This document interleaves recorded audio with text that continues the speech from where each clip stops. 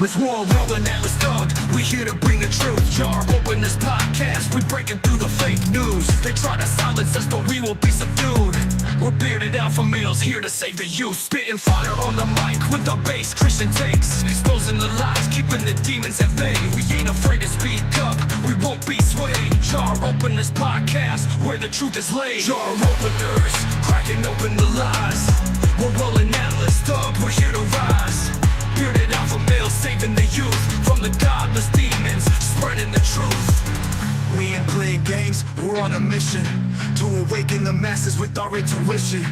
Pulling out the corruption with no inhibition. Jar open this podcast, sparking a revolution. We're not afraid to stand tall in a world full of deceit. We're the voice of reason, bringing light to the street. Keeping it real, never missing a beat. Jar open this podcast where the truth meets the heat. Jar openers, cracking open the lies. We're rolling Atlas Thug, we're here to rise. Bearded alpha males saving the youth from the godless demons, spreading the truth. Jar open this podcast where the truth will never cease. Join us on the journey to bring back peace. We're rolling Atlas Thug, fearless in our release. Jar open this podcast where the lies will decrease. Howdy, howdy, howdy, and welcome in. Jar Openers Podcast, episode 37. My face looks like it's doing that auto make me look good thing. What's that going on there? Thought I turned that setting off. I gotta look at that because I look weird. Oh, okay. I guess I look normal because it's not on. What's up, man? Oh, you're muted. Funny. See, I'm picking up on your habits now. I'm doing well. I'm doing well. Nice. I see Thomas Zett and TNT Cycles in chat. What's up, fellas? How you guys doing? Hope you guys had a good weekend. Hope if you're an NFL fan, your team won. And they got to play the Chiefs next weekend. I'm sorry. NFL's over to me. Yeah, it's dead to you, right? Roger Goodell. Season ended a couple of days ago, actually. Yeah, sorry about that. I apologize. I try to bring up old stuff. There we go. Shepard says the Chargers disappointed once again. Honestly, I thought they were going to win. I think I had like $5 on them, and I've been getting my picks right for the last few weeks. I nailed 9 of 10 week 16, and then week 17 was like half the teams weren't playing hard and the other half were, so that one's just an outlier. But my only defense is the NFL is rigged. Yeah. What did you see that little video of the referee going over and like apologizing to Josh Allen from this weekend? No, I did not. You didn't see that?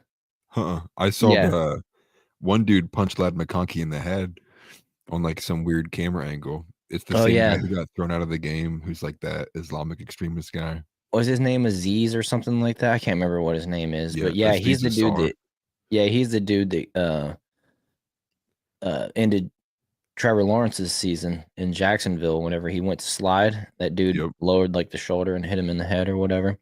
Domed him. But yeah, just so you guys know, we're just BSing, letting people filter in at the start.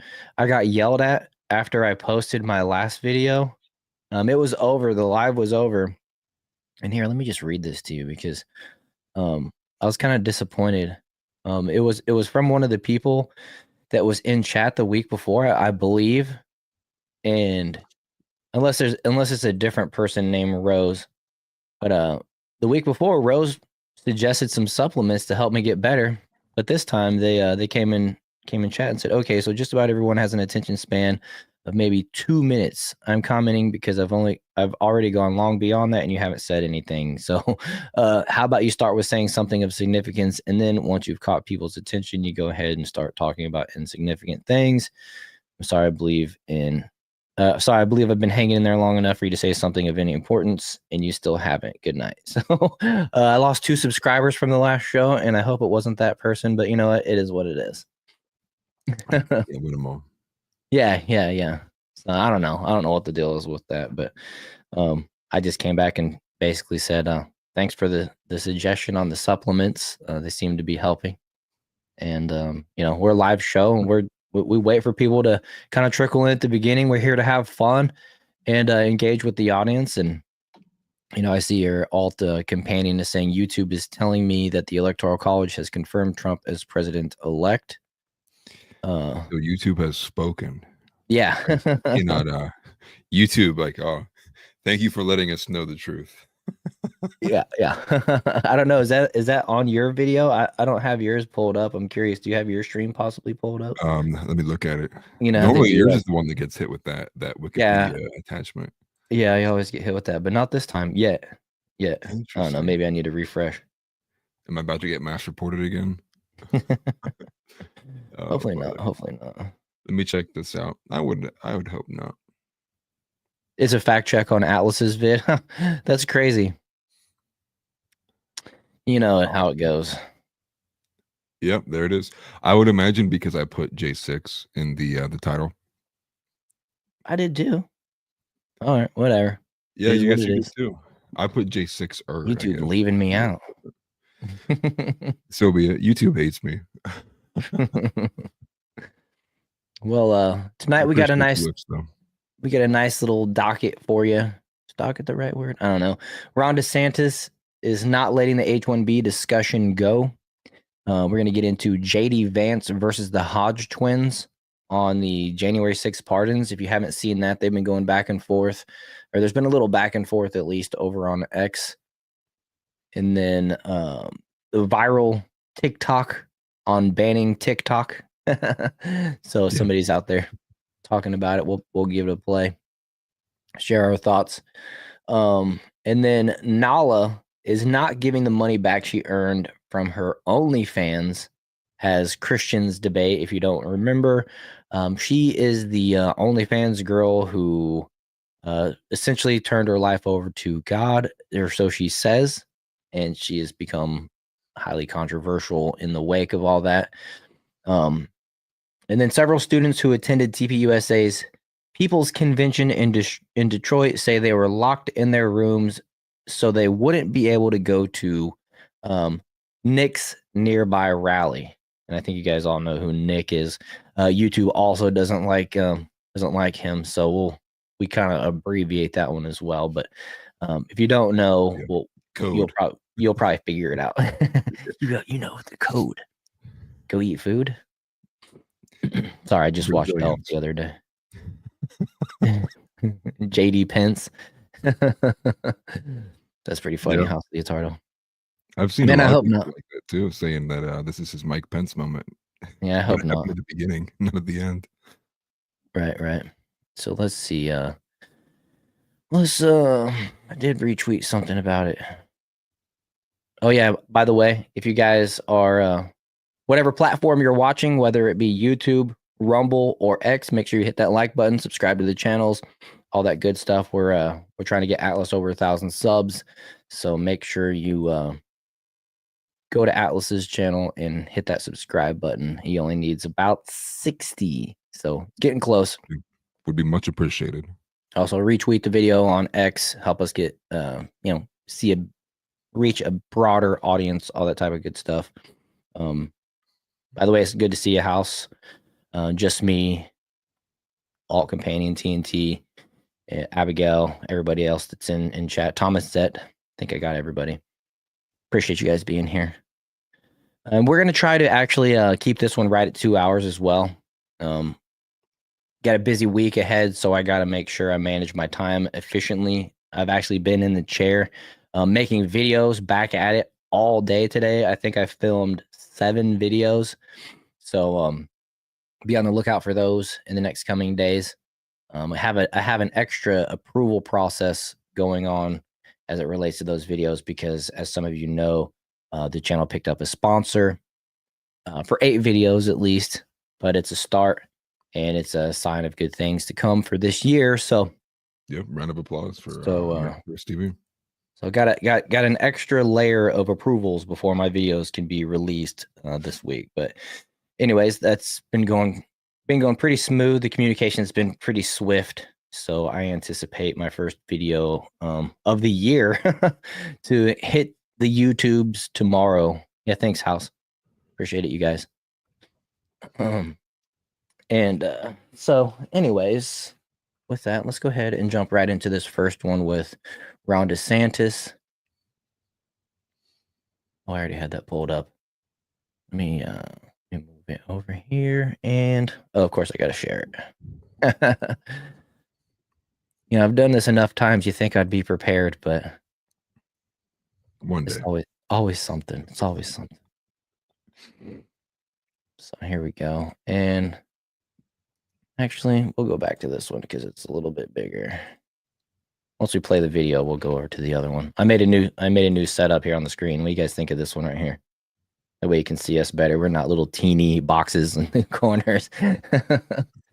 Hiding in the corner of my room. Right? So, anyways, we got this first one here from Ron. Okay, let me make that bigger. And outflanking Trump from the right, everyone is accountable, is what Jeff Younger posted. And we refer to Jeff Younger quite a bit on here. He's one of the go-tos. Yeah, he followed me on X some time ago. I actually appreciate it very much. I think I don't even follow him. I better give him a follow. Yeah, I think that just shows like the people who are like, alt-right, dissident right, whatever you want to call it, or like super tight knit. Once you recognize somebody's like doesn't carry water for like the contemporary conservative movement, you're kind of like, okay, following this guy. So it's pretty cool. One of my first big follows, anyways. Nice. That's cool. It's always cool when somebody that somewhat prominent, whatever, or prominent follows you. Like John Cena followed me. I think of it every time I see him in a movie now. Like, yeah, that guy follows me, but he follows like millions of people. But still, I thought it was it really John Cena if you can see him? Well, I can see his X account, but I haven't actually seen him. But let's go ahead and, well, I'm not going to quote it because I'm sure he says the quotes, but let's check this out here real quick. You don't need me to read it. Oh, that's quiet. Oh, wow. Okay, well, that's as loud as I can make it. So maybe turn your volume up for a second. That immigrants make up. Yes, we have legal immigrants in Florida. So you can't conflate illegal immigrants with people who are here legally. Now, I've also said we've got some big problems with some of the legal immigration programs that we have. I mean, we've seen this H-1B program, how companies will bring in H-1B, the Americans train the H-1B, and then they fire the Americans and hire the H-1B. How would that even remotely be acceptable? You have chain migration, which is not merit-based and is bringing in more distant relatives, not what you want. So there's a whole host of issues there that need major reform. But from an immigration enforcement perspective, I mean, if somebody is here on like an H-2A visa, they are working in the state of Florida legally. And when we did E-Verify, people would say, we had to E-Verify an act, they'd say, hey, there's a bus. I found a different one. Might have better volume. You did? Okay. Yep. Because that was super quiet. I couldn't crank it up any louder. It was like all the way. But while you're staging that, I will give a little preamble. What we saw from DeSantis last time on the last show was that these H-1B visas are basically what companies are doing is they're having American citizens train their replacement and then firing them, and their replacement being an immigrant on an H-1B visa who is then likened to indentured servitude. Whereas, if they don't show up for work for a day, or if they're late a couple times, not only are they fired, but they're out of the country. So it's a huge ramifications for the migrant. And it's just it's not healthy for the American society at all, really, basically what it boils down to. Well, yeah, and I think the big thing with this too is this might be like the most lied about issue in all of politics right now. Yeah, going back and forth. the obfuscation of like the difference between H-1B visas, H-2B visas, J-1 visas is what Elon got in on, O-1B visas, and that's not O-1B visa, I think it's just the O-1 visa. All these different levels, right? And then kind of like pretending that the H-1B visas are the ones for like the best of the best. And obviously people went quick to work, realize that's not true. You just go on these public websites, you see there's jobs for like custodians, everything along those lines. We even had a graph on one of our previous episodes too that showed the fact that on average, all the H-1B visas actually hurts the American income by around 18%. In these different industries, they pay at way different and lower margins. And that's obviously like the main purpose behind it is of my belief, which is most companies who look at things just as purely for business needs, GDP, wanting to provide the best profit margins for themselves, they would obviously, if they could hire someone who maybe even be, 90% of the same work, if they can get them in for a lower price and contractually obligated to pay them for that price, knowing that if that person steps out of bounds in any way, they're gone. So you really have a lot less issues with like employment and such too. And then, then it hurts, it overall hurts the economy. And not even just the economy, it overall hurts the American citizen. It actually kind of maybe, you could argue it maybe benefits the economy, but it definitely hurts the American people, the native blood-born soil.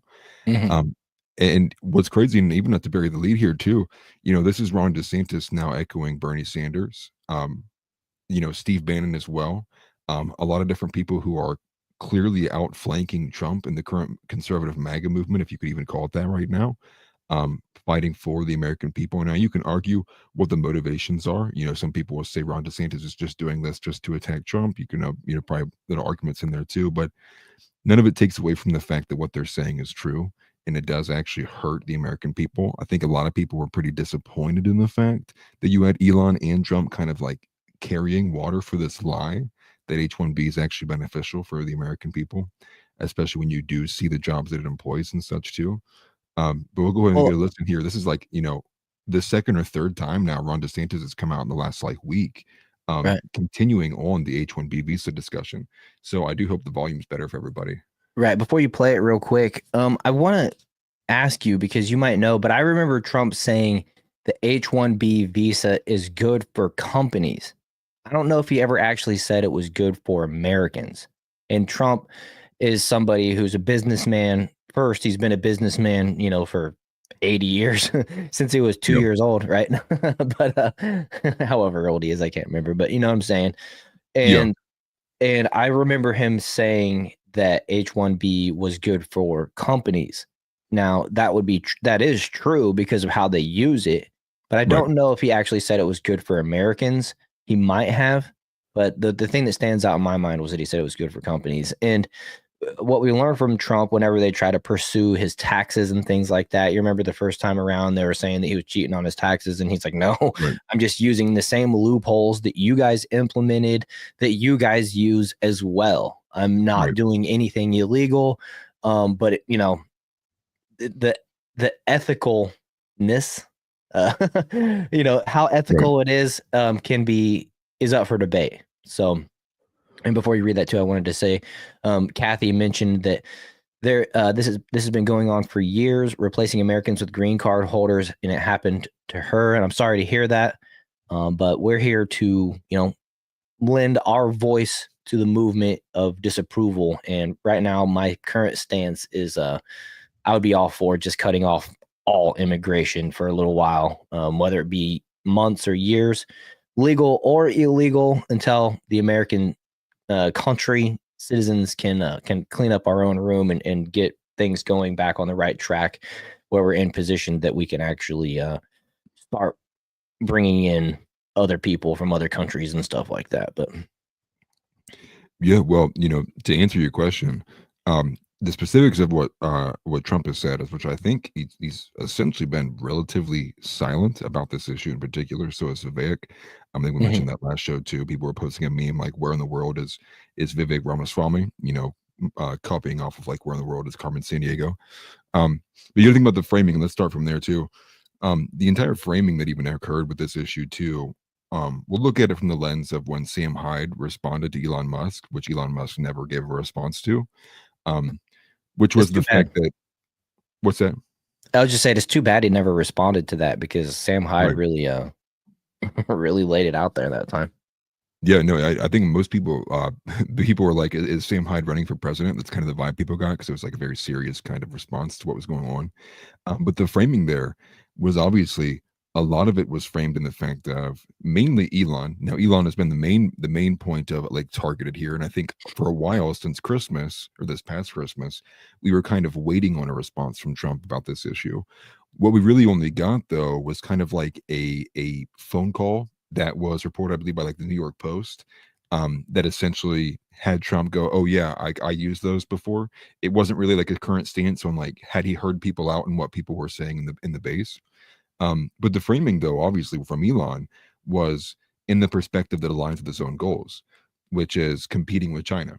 So Mhm. the whole argument here is kind of framed around the fact of like, well, we have to beat China. We have to be the leaders in AI technology. We have to be the leaders in all these different technological fields. And so by saying that, he's essentially saying it's more important that we utilize these H-1B visas to maximize the GDP capability of what we can do here in America to compete with China, no matter how much it hurts the people in the American interest. Now, he didn't end up really explicitly saying that last part, but that's the obvious implication when you're banging the drum for not only just a program that most people think in and of itself, if it wasn't being abused, shouldn't exist, but not only does it exist, but it's also being abused in a bunch of different ways. Now we have another video that we'll watch after this that goes into a bit detail about the abuse too. Um, but even if we were to pull it back and say, Trump's not explicitly saying that it's good for Americans. I think he's explicitly saying, though, same with Elon, because they did ultimately agree and they've kind of like moved away from that issue, Mhm. which is that it's good for America. Now, in what sense then does that mean? Is it good for the American people or is it good for the American empire? Then you fall into these other different categories of like, what do you mean by good then? And then ultimately, Right. one of the parts with Sam Hyde's video was like, what does it mean to win? What does winning mean to you? And Right. And so, what do you mean by America? Do you mean the right, people or yeah. right, exactly. And so that's when you kind of got these thought pieces, which was, America's more than just an idea, right? Because if America was an idea, it's like, then why does it only exist in America? It's like clearly, people in other places could be America if it was only an idea. Obviously, there's an actual tie, a nation, and you go through the history of who we actually are as people, what we came here, the shared culture, the cohesive culture we have here. Um, but I think the main thing here, though, is the fact of what they really mean by wanting to implement these H-1B visas and seeing the erratic responses of Elon. That's his infamous tweet of like, I'll go to war and fuck your fucking face if you disagree, right? I mean, explicitly saying that Right. on X. Not sure if he ended up deleting that tweet. He deleted a bunch of tweets because he was getting very emotional about I was this. gonna ask you if you deleted that. I was trying to use Grok the other day to find that one, and it won't specifically pull up Elon's tweets.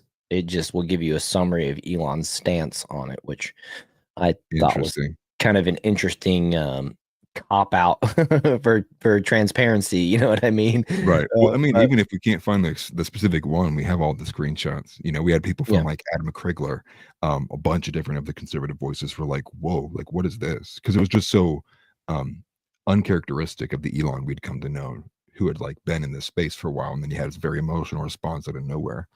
right. Um, and I Also, might have it possibly saved in one of our older outlines, to be honest. that's what I was wondering. I usually, I guess I could go through and click them in the messages. I was thinking that once I close it out, I don't have access to it, but it's still sitting there probably in the messages when where you send it to me.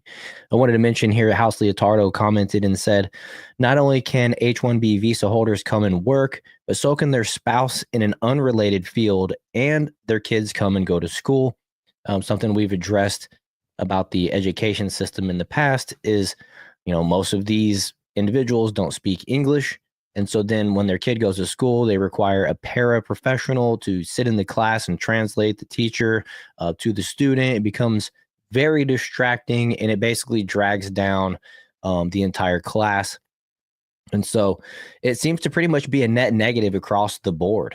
I mean, and and Right. and ultimately, depending on where these people come from, but they bring their parents along with them as well. So then you have, two or four, depending on if it's the spouse's parents as well, but typically it's both, living in the home. And it's just, you know, if they're able to qualify for benefits and everything else, then it's even more of a drag on our society. Essentially, Thomas Zett then followed that up and said, "Get our schools fixed. Get our schools fixed. Get our schools fixed, and you won't need H-1B visas." That's a good point. I really like that. Well, I mean, I think that's a great point. And that's one of the points that kind of like bothered me, I think, the most about this too, was all the people pushing for H-1B visas, the Viveks, all the kind of like the Trump reply guys as well. Mhm. They all, for the last 4 or 5 years, we all sat here and went, look what the Department of Education has become. It's destroyed our kids. It's done so much damage, you know, specifically in the form of like just discrimination entirely between like male and female dynamics, but also when it comes to race as well. So it's no wonder why you have such a kind of demotivated and disparticipating group of, you know, mostly young men who'd be filling the positions they're requiring for the H-1B visas that are no longer there because they just didn't want to have to go through all of this excess trouble and then ultimately be beholden to an HR department where you commit wrong think and you're out. And the next thing you know, everything you just staked your loan payment, your student payments for a job that you just got is now out the window because you might have laughed at a joke that was too offensive to somebody who was 3 blocks away from you in the same office building. And then their answer to that was like, well, yeah, that sucks that it happened. So here's why we have to leapfrog over all the people who got left behind and import people from other countries to do this for America. It's like, well, then you're just like, you're continuing the problem then. You're like essentially saying like this entire Right. generation of people, the kids affected and the young men, young women are, well, they're just broken products. And so we can't really do anything with them. No point in investing in them. No point in even attempting to give these people jobs. It's more important that we compete for that 1 to 2% margin with China for AI technologies. I think nobody wants to hear that. And I think that was ultimately why you had such a kind of very passionate and heated debate and discussion. And ultimately, it's the reason why I think that all of a sudden Elon Musk was like, wait, everybody, like, look, they're raping people in the UK. And next thing you know, it's like the H-1B visa discussions like falling off of Twitter. And it Right. was never really solved, just like how you had said, like he'd never responded to Sam Hyde. We were kind of Right. like left on an open-ended discussion. And that's why I think it's good that Ron DeSantis is like, you know what, I'm going to keep talking about it. Yeah, and I like it. I support it as a Floridian.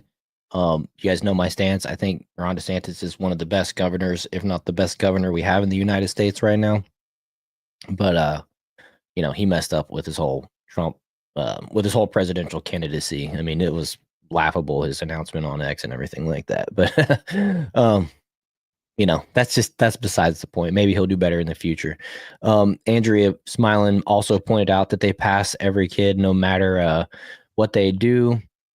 And no child left behind hurts the kids, not helps. 100% agree. And I've gone into that before as well. We used to have LD and BD separated from the, you know, the normal kids. I mean, now you can't even say normal, right? But that was, you know, the kids that needed extra attention were taught by teachers who specialized in giving those kids the extra attention. And this separated them from, you know, the rest of us who were just there trying to go to school, right? Bring up an old story, but one of my best friends back in Kansas City, his daughter had a kid that liked to play with his own poop, and in the classroom they wouldn't separate him, and talk about a distraction, right? Along with multiple paras speaking Spanish, it sounded like it was a hellish environment to go to school in, and ironically, that child, she's a college age now, and I think she's pretty woke, which is weird, but anyways. Liquefier said deport Elon and Vivek. Well, you know, I think Vivek is actually born in the United States, so that'd be an odd one to deport. Deport him anyways. But I get what you're saying. And then let's see here. Judge your grades.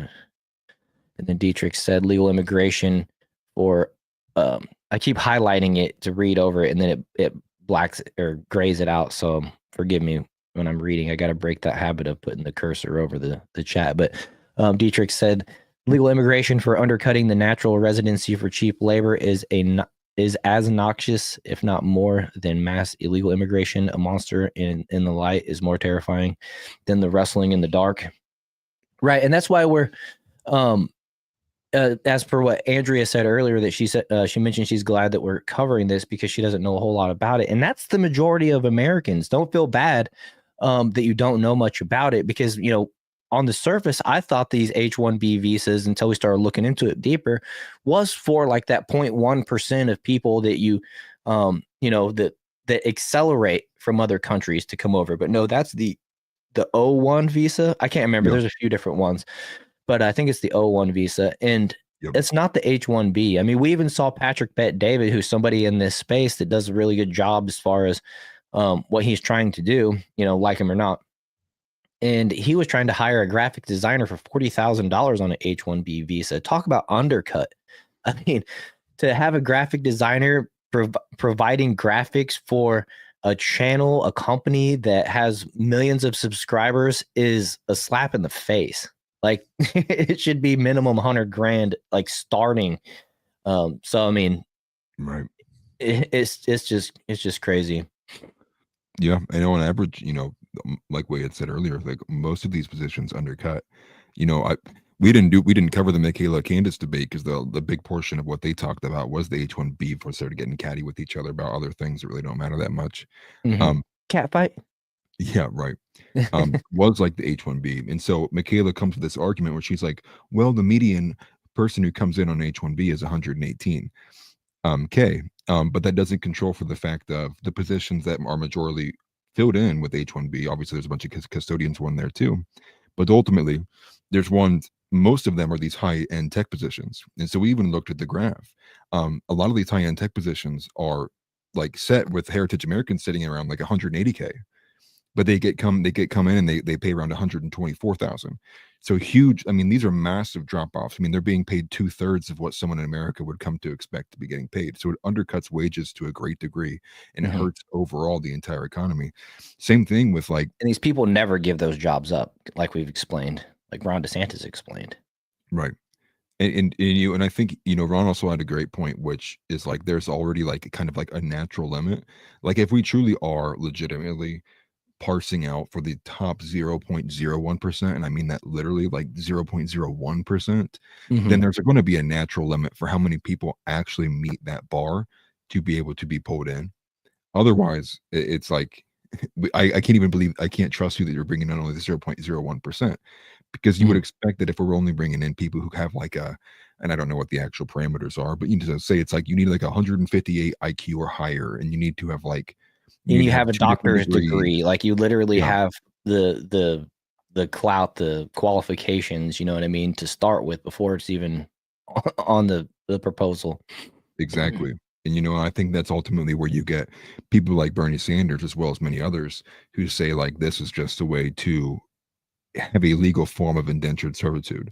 And, you know, I think one of the big parts about this that's like people miss is that they're contractually obligated. Like, they cannot negotiate the pay. Once they sign in and they come in on that, it's like, I think it's for a year or 2 years. I believe it's 2 years. So 2 years, they're tied to that pay, can't break any of the laws, obviously, or it's an automatic like bounce out and they'll see you later. Um, but you limit them to that, and it forces, I mean, that's a hard cap, non-negotiable. They can guarantee that this company has this person in there, and boom, you no moving on that. And the ultimate part of that too is once they're here on that visa, I think they serve the 2 years, they can immediately come in and not come in, they're already here, but they can apply for citizenship after that, and that's like Right. all they have to do. So I Right. think H-1B visas actually have an easier time getting citizenship like here in the States than if somebody was to just like move in like naturally, like, through the naturalization process. But ultimately, either way, it's another way of, obviously, with what House had said earlier, you can bring in your whole family. So say on average, one H-1B Right. visa can bring in 4 other people, wife, 3 kids. We use an average number, Mhm. and say they limit it to like what, 85,000. I think, yeah, it's like 85,000 or 90,000, something like that, which is, you know, over 75% is from India, which also doesn't make any sense if it's the top 0.01%. Um, but you bring them in 85,000 times 5 per year. I mean, you're looking well under about, you know, just around 400,000 people per year. And if this Mhm. program is being abused and more people are coming in than what should be, I mean, you can expect that we have been bringing in almost 500,000 people per year under the guise of this program who are now settling in, ultimately because they were being brought in under the fact that these tech people want to continue their profit margins the way that they are. And so there's so many different problems with this too. But I think the biggest one is obviously the large concern with the fact of like, why is there such a lie, or like why is there such like a deflection around this issue right now? And I think it's splitting the MAGA base, because some people are just like very, very strongly like, hey, like this is not okay. Like I didn't vote for this. Like no part of me voted for this. Right. And people are acting as if like, MAGA was also not against legal immigration. Now I'm sure there's a bunch of portions who are like, no illegal immigration, but I'm okay with legal. I think most people, because of the results of the illegal immigration, we're saying like Milo Yiannopoulos going, how about no immigration for like 10 years? Like, how about we just like say none at all? Because like this problem has been going for too long that we just can't, not only are they not assimilating, but the economic effects, the physical, like with all the assaults and the violence that's occurring too, like there's too many variables here for us to say in any way that this should continue in any form.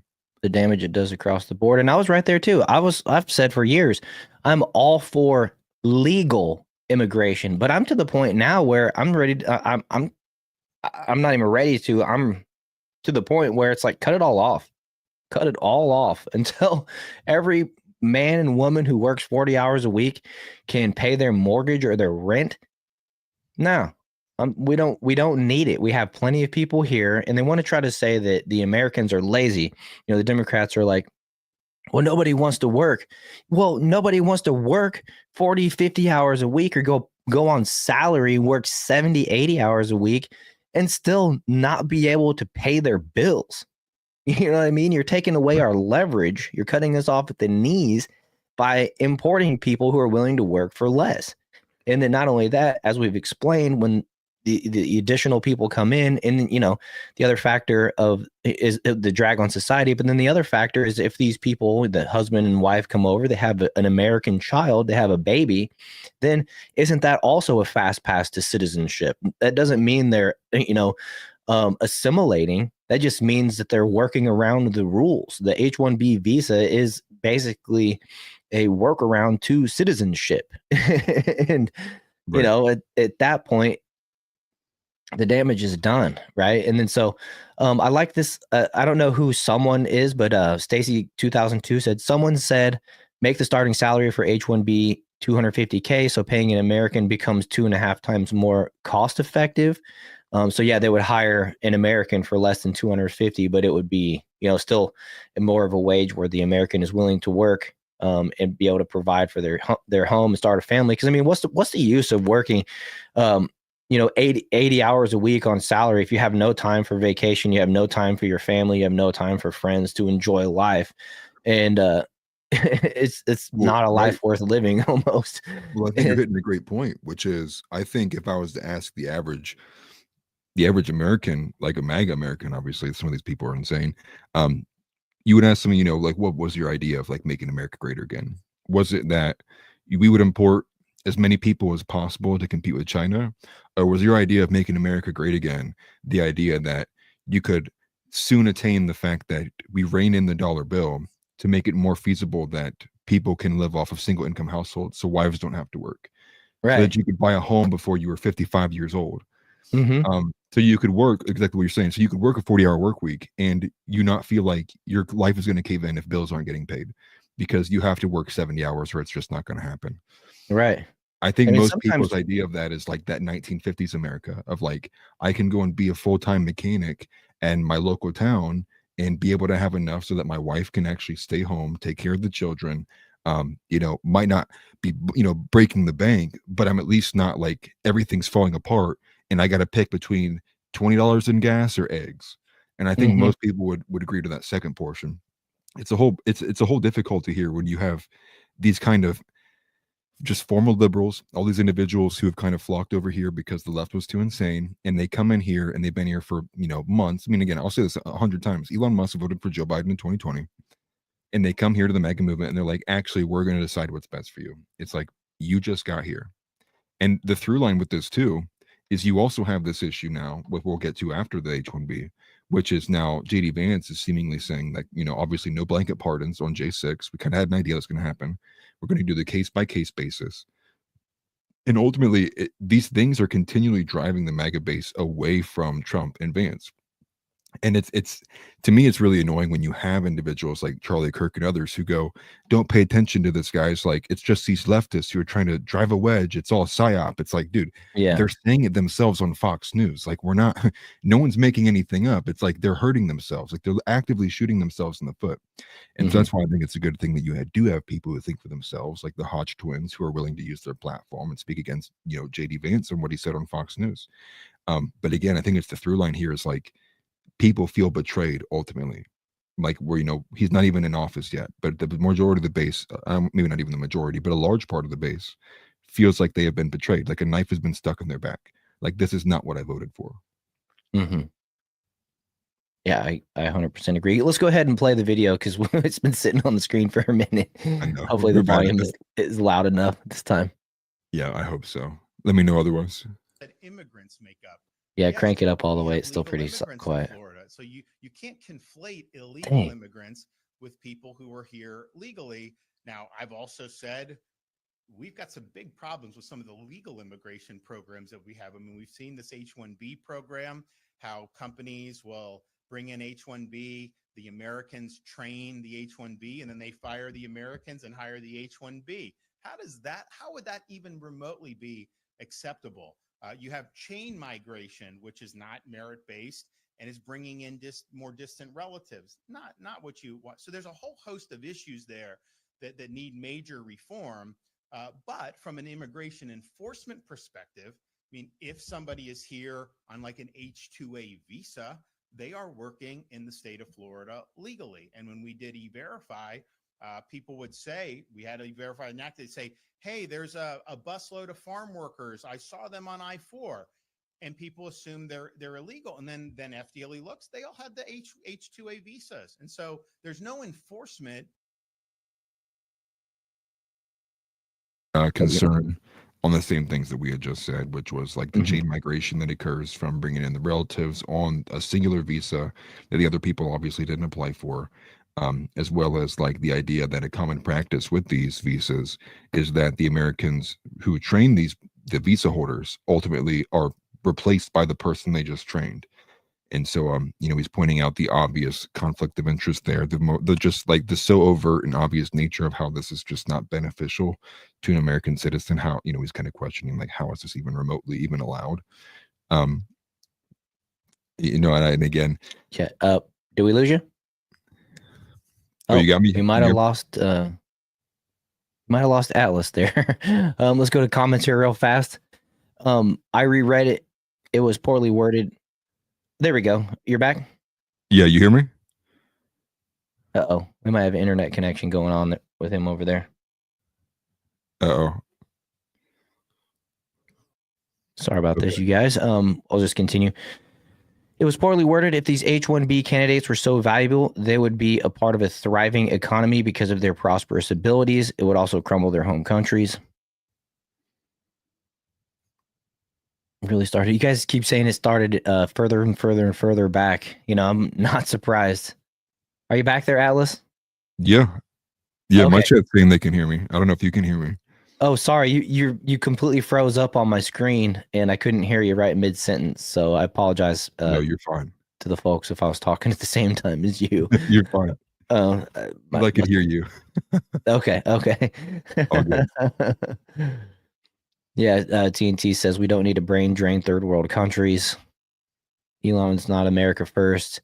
He's his buddies first. And I think a lot of his most recent change of heart has to do with what's happened to him or his family with his son and how California treated him and Tesla being on the forefront of going green with building the electric cars and then how they treated him.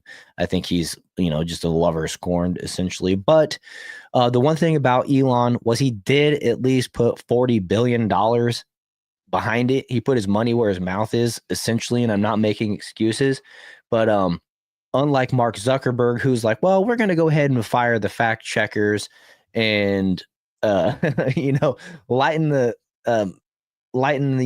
financial, or not the financial burden, but lighten the blockers, like they de-rank political content on Facebook. So we're going to stop doing that. I mean, you know, Zuckerberg is not, he wants to make it appear like he's following in Elon's steps. Potentially we're going to implement a community notes, but you know, he didn't put 40 billion of his own, you know, of his own money on the line. So not to be fooled, and not to be tricked that you can now say things on Facebook without repercussions, because I think that's going to actually cost a lot of people their livelihoods, because the DEI has been ingrained in society so deeply that you're still going to get fired if you go on Facebook and say, I hate my job, and your boss sees it. You know what I mean? Or whatever.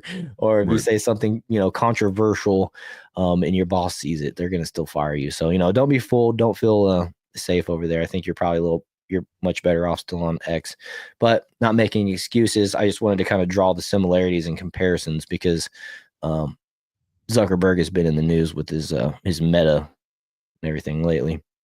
I'm going to skip forward a little bit here in chat just because I got so far behind.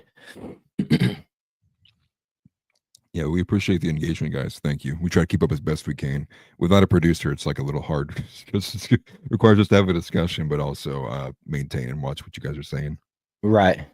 Sometimes I'll be honest with you. Sometimes when Atlas is talking, I'll start reading so much chat, and then I'll not get the depth of what he's saying, and then it kind of slows the conversation down a little bit. So he's got to keep himself awake. I've been told my voice puts people to sleep. I actually, whenever I go to bed and I need a voice to lull me to sleep, I just play Atlas. And okay, I don't do that.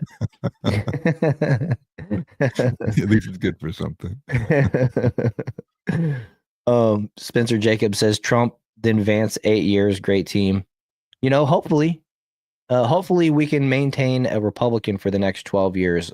I think with the not to get too far off subject, but I did mention it earlier today, so it's kind of at the front of my mind, with the possibility that they might run Kamala Harris again in 2028 is looking good for the Republicans the following 8 years after Trump.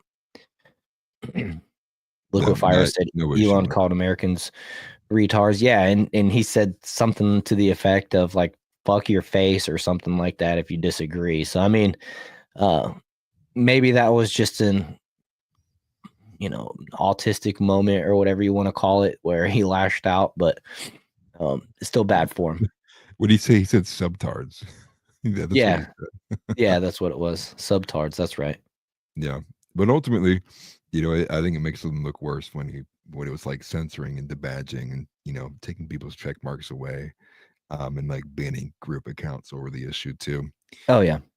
It was not a good look for him by any means. Yeah, totally. So we're gonna move on. Do you want to move on to this next topic here? Do we have anything else on H1Bs? Let's see. Actually, we had this other post. Did we share? Yeah, this is the other one. Oh, this is it. Okay. Go ahead and set this one up and play it if you want to. Yeah. So the basis of this is obviously she's going to go into a little bit of depth of a bit more of like the legal parameters about the H-1Bs. Okay. The H-1B visa, a key component of the Immigration Reform Act of 1990, was specifically designed to replace American workers for cheap foreign workers. Yes, I'm serious. Let me explain. One of the most common lies spread about the H-1B program is that it requires American employers to prove to the U.S. government that there are no qualified Americans available before sponsoring foreign workers for the visas. But the truth is, there's no such legal requirement. And as a result, employers prefer selecting job candidates that require H-1B visa sponsorship over American candidates because they can get an indentured worker for several years. They can get a worker who can be paid less than the fair market wage rate because 2 of the prevailing wage levels the government sets are well below the median wage level. When it comes to companies replacing American workers with H-1B workers, again, the law makes it perfectly legal to do so. Here's how. Companies that want to replace their current American workforce with cheaper H-1B workers will rely on a secondary firm to source the foreign workers. These secondary firms, often called outsourcing firms, are the ones that sponsor the visas, import the foreign workers, and then lease them off to the companies that want to get rid of their direct American workforce. Because the companies weren't the direct sponsor of the visas, they legally get away with laying off their American workforce and replacing them with cheaper H-1B workers. The H-1B visa isn't being abused. It's working exactly as intended to replace American workers. Congress has yet to take any action on reforming the program, even though there's bipartisan agreement that the H-1B visa program is indeed harming American workers. Thank you for watching. My name is Alyssa. This is Immigration Exposed. Not too familiar with who that organization is, but Immigration Exposed is apparently who that video came from, so shout out to them. I'm sure they probably have a lot more that goes a lot more in depth than what we just saw there. Okay. Can you hear me? Yeah, I can hear you now. Okay, word. I feel like you might be having internet connection issues. I must be. It's not showing any kind of weakness at all, but apparently smooth as a whistle. Yeah. Okay. Well, that time I figured it was me, so I just stayed quiet. But no, you're good. Okay. All right. So Kathy said our kids got dumbed down while we were busy working. Didn't know it until it was too late that our kids didn't know anything but how to have recreational sex. Yeah, and they all got put on birth control at like 15, right? And then it's always the patient's fault. Said I'm done with it all. Going homesteading with my dogs. I feel it's lost forever. Deuces. I got a bunch of chickens. I got solar panels. I got a well. I'm right there with you, bud. Yeah. I quit sharing my screen. I think that might be the issue. So if you just want to share from here on, that way it's not forced. You have to pull it from my internet. Okay. Well, yeah, we'll try it like that. Let's see here. Well, Kenneth Ward, I never liked Vance. He was a never Trumper. We need to run Ron DeSantis in 2028. I wouldn't call myself a never Trumper. But again, one of the big things I'll point out too is like, JD Vance was literally calling Trump Hitler. Like he's literally Hitler, just a couple years ago. And then all of a sudden he turns around and now he is the VP candidate. I find it very unlikely that you can consider someone like that to be of high trust value. Especially just based on the fact of like, this is someone who's supposed to be in a high up position. You're obviously in politics. Like, how did you not have a better grasp on what Trump was or like the lies that were occurring? You can always say people can change, right? I get that. But to put somebody in that high of a position who said something along those lines, it's going to be hard to like trust them entirely. Especially because, I think a lot of people are still kind of, PTSD from how Mike Pence went. And I'm not even somebody who's like fully sold on Trump. Never really have been. I'm someone who's I'm a lot more Christian than I am conservative. So when it comes to a lot of those kind of social issues, I think Ron DeSantis is definitely stronger on them. But again, you kind of look at how it played out in the primaries. I don't know if it was Ron DeSantis just hired literally the worst people, or he hired people who were, set up to make his campaign fail as badly as he did. But he also did damage to himself, right? Like the whole lifts and the boots things. Like he had so many moments that were just like, you can't become president doing that. I mean, I always forget the guy's name. And he hired the worst people to run his campaign. Sorry, I just added. He hired the worst people to run his campaign. Those people were attacking MAGA. They're out there making asses of themselves and Ron DeSantis in the process on all the social medias. So, yeah, I'm sorry to interrupt there, but it's that's a big one to point out too that a lot of people don't realize. Yeah, to me, it's ultimately it's rough because you always have to be pragmatic with it, and you look at who else could have been the VP choice, right? And it was really, to me, it seemed like it was going to come down to either JD or it would have been Vivek. And there's someone else I'm not thinking of right now that was also like getting entertained there. Obviously not Nikki Haley, but somebody else who's like butting up with Trump during then. And I think even all of them, I'd still like you're gonna have issues with them entirely. I think the hope was that JD Vance would even be a bit more, based than like what Trump is, particularly like in the form of like with Christianity stuff. But ultimately, it goes back to the fact of there's so many moments with the Ron DeSantis campaign. You even had people like, what was her name? Christina Pushaw. I think she was like the lead campaign manager for him, who was like starting X wars all over the place. Attacking people like Tim Pool, all the top podcasters, and ultimately it just puts them in a position of like having to defend themselves. So now it's going to be always in a contentious position. And it just wasn't his time, right? I think even if I liked Ron DeSantis more than Trump, I think ultimately you look at the landscape and you would go, well, there's no way you could expect Ron DeSantis would compete with Donald Trump. Not after all the events that had happened. Not after all of like the surge of the momentum, the MAGA movement. I just thought it Yeah. was really bad timing on his part. But that's why I think part of me does believe that maybe even Trump hired people to go work for DeSantis just to hijack his campaign and burn it to the ground. Yeah, Sounded like possibly. kind of like an inside job there too. Yeah. But it's politics. That's the way these things happen. Right. And I don't want to just, rag on DeSantis too bad. He made a bad decision, a bad timed thing. But he might be our best hope come 2028. So merry-go-round says some of the J6ers locked up are Antifa and BLM. We are not pardoning those J6ers. I saw this today and I'm conflicted because the way that the powers that be have handled all of the J6ers at this point, I don't want Trump and JD Vance to go through one at a time and look at it case by case. I think that, and then what happens with the people that haven't been charged yet, but were there that day? So if they pardon the people that go through the cases, they decipher, who the bad actors were, the BLM, the informants. They figure out who all those people are. They charge them appropriately or not. They pardon the rest. But then what happens to the rest of us, right? Because in 4 years, won't they just pick up where they left off, saying, suggesting that a Democrat might win the presidency, hopefully not, or that maybe the House swings back to the Democrats or something like that, and then they just pursue it in 2 years. So I'm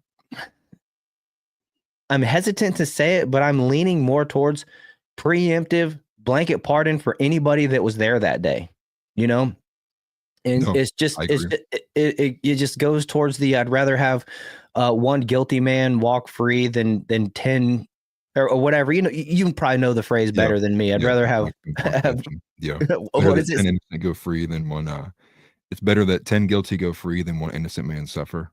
Right. And so, yeah, as bad as BLM and Antifa are, the fact is when they burned down Washington, D.C. in May of 2023, I can't remember the year now. You remember this story because the story that came out was Trump used tear gas to get a photo op at the church with the Bible. That was the big story that came out of it. Not that over 100 people were injured, Secret Service and Capitol Police in the riots that day that forced Donald Trump to literally go into a bunker beneath the White House.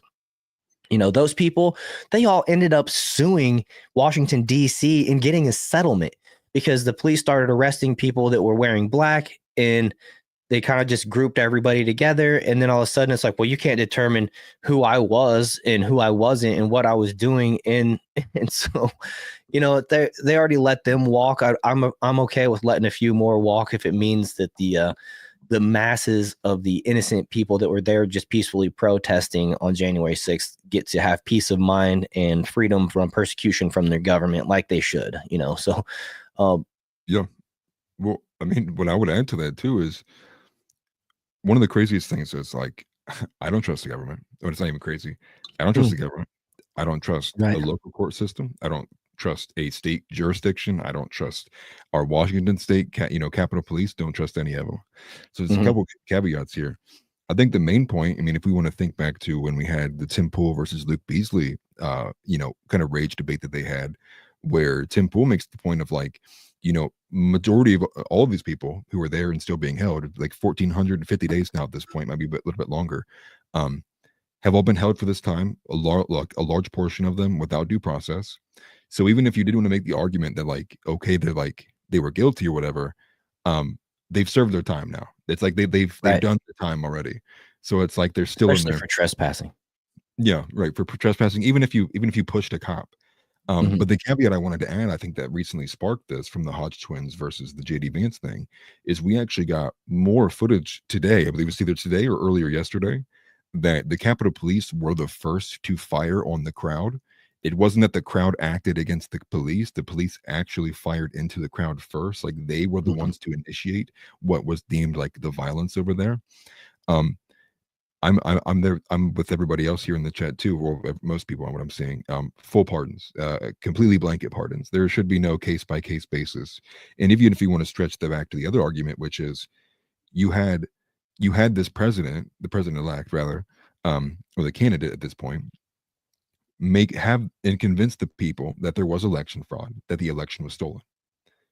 And then when these people go and do their American patriotic duty, which would be to oppose tyranny, that now you're not going to support them in like maybe the most least effective way. When you pardon them, in no way is that saying like you endorsed actions that were taken that day. It's just you saying based on the entire worst parts. Yeah, right. And just based on like the entire the whole context of what happened that day, the events that led up to it, and what we've seen play out afterwards, pardons are necessary for everybody. And that goes into the fact of the way they hunted these people down. I mean, the amount of, FBI resources we used. There were 26 different federal agents who were involved in this, all of which, who I would say, too, are walking free to this day, have been walking free since it's happened at J6, because we know feds don't go to prison. So you're going to tell me that the people who pushed a cop is in jail without due process for nearly 1,500 days, but the federal informant who went in there to incite the riot that occurred has been, packing it out with his boys, and doing whatever, smoking cigarettes, out in South Carolina. Like that's just like that's aggressively like not okay. And I think again, this falls back to this weird kind of relationship that Donald Trump, the people around him, maybe even have with just like appeasing people in the New York Times. Like he would do anything to avoid not having a bad article written about him. And that seems to be what the fallback point is, like a case by case basis. It's like, who cares? You're going to be in power for 4 years. Tell the New York Times to suck it. Like we are pardoning these people. And I really, it's hard to see any other way around it. It's like, I don't know who they're trying to appease anymore, because I would, once again, wager the majority of MAGA would sit here and be like, yeah, blanket pardons everybody. Like, who are you trying to appeal to right now when you go on Fox News and say this stuff? And that's why we have the JD Vance versus the HodgeTwins debate right now, currently. Yeah, definitely. Bob Maluga said, you guys are a bunch of jocks like Zach Morris and AC Slater, should have been Screech. You're right about the first part. I was a wrestler all through, high school and before, played baseball my whole life. And I believe Atlas was a football player even into the college level. So if a couple dumb jocks like us can figure this shit out, what does that say about the American people and on the Democratic side, our leaders? Hey, listen, I'm just an old man now. I'm an old man, but at least I'm not a boomer. Wink, wink. It's funny, but Trump said that they would be reviewing cases individually. Yeah, and I don't want him to waste the time. I don't want him to waste the time reviewing cases individually. I want him deporting people. I want him focused on the things that we elected him to do. I mean, he even said, I think during his campaign, he's just going to pardon the J6ers. So just do it. Who cares about the case by case thing? I think it's a big waste of time, and you're still going to have people overlooked, because people that don't have a case could have a case in the future. So just pardon everybody and preemptively pardon anybody else that was there that day that could potentially be persecuted, because we know how the Democrats do. They're going to do it. They're going to pick it up the first chance that they can. Well, speaking of the use of materials here, I mean, if we're going on a case-by-case basis, that means the case materials you're going to get on these people, you have to, one, assume that the evidence that might have been, that would have vindicated them got destroyed by Democrats. You're now having to take over for all of the kind of case documents and materials that the Democrats use to convict these people. And like, so now you're going to have to expend resources to then every single individual case to verify that like there wasn't a lie there. There wasn't a concerted effort to like cover things up regarding the specific individual. It's a huge waste of time. And I don't even care if there's like 15 BLM members that were there. Pardon all of them. I do not care. It's not worth the fact. I mean, we even had sons calling in and turning in their own fathers. There's multiple points of that. I remember watching a mother weep in front of like, I think her church or some local community center, about how the fact that she found out the reason why the cops took her husband to jail for J6 is because her son, who was convinced by this garbage, degenerate, left-wing, woke, progressive, BS, then turned in his own father. And like that guy's there dealing with this right now. It's like, I don't care. I don't even want him to spend another day there, let alone it's bad enough we have to wait until he actually gets into office for these things to take place. blanket pardon them all. Like, I don't care. I don't even care if it's like the worst Antifa member that was there, period. It's like Right. it's like ringleader Chaz over here from Seattle. Cool, don't care. Get them all out of there. This Right. whole idea of like, you know, kind of wearing this mask of like, we're going to do things like, you know, we want to be right about it and all this. It's like, dude, the Democrats have cheated and lied and manipulated the system for years. Just for once, please, for once, for your own supporters at that too, can you just not care what people may have to say and just go in there and get the people out who were your most ardent supporters too, went with you, like were there on the day of your inauguration? They also believe what you were saying. Can you like have their backs? And I'm not even someone who's a hardcore Trump supporter. Like, I wasn't there, but I can sit there and see in the eyes of these people, and we'll have some videos here from other J6ers too. Mm-hmm.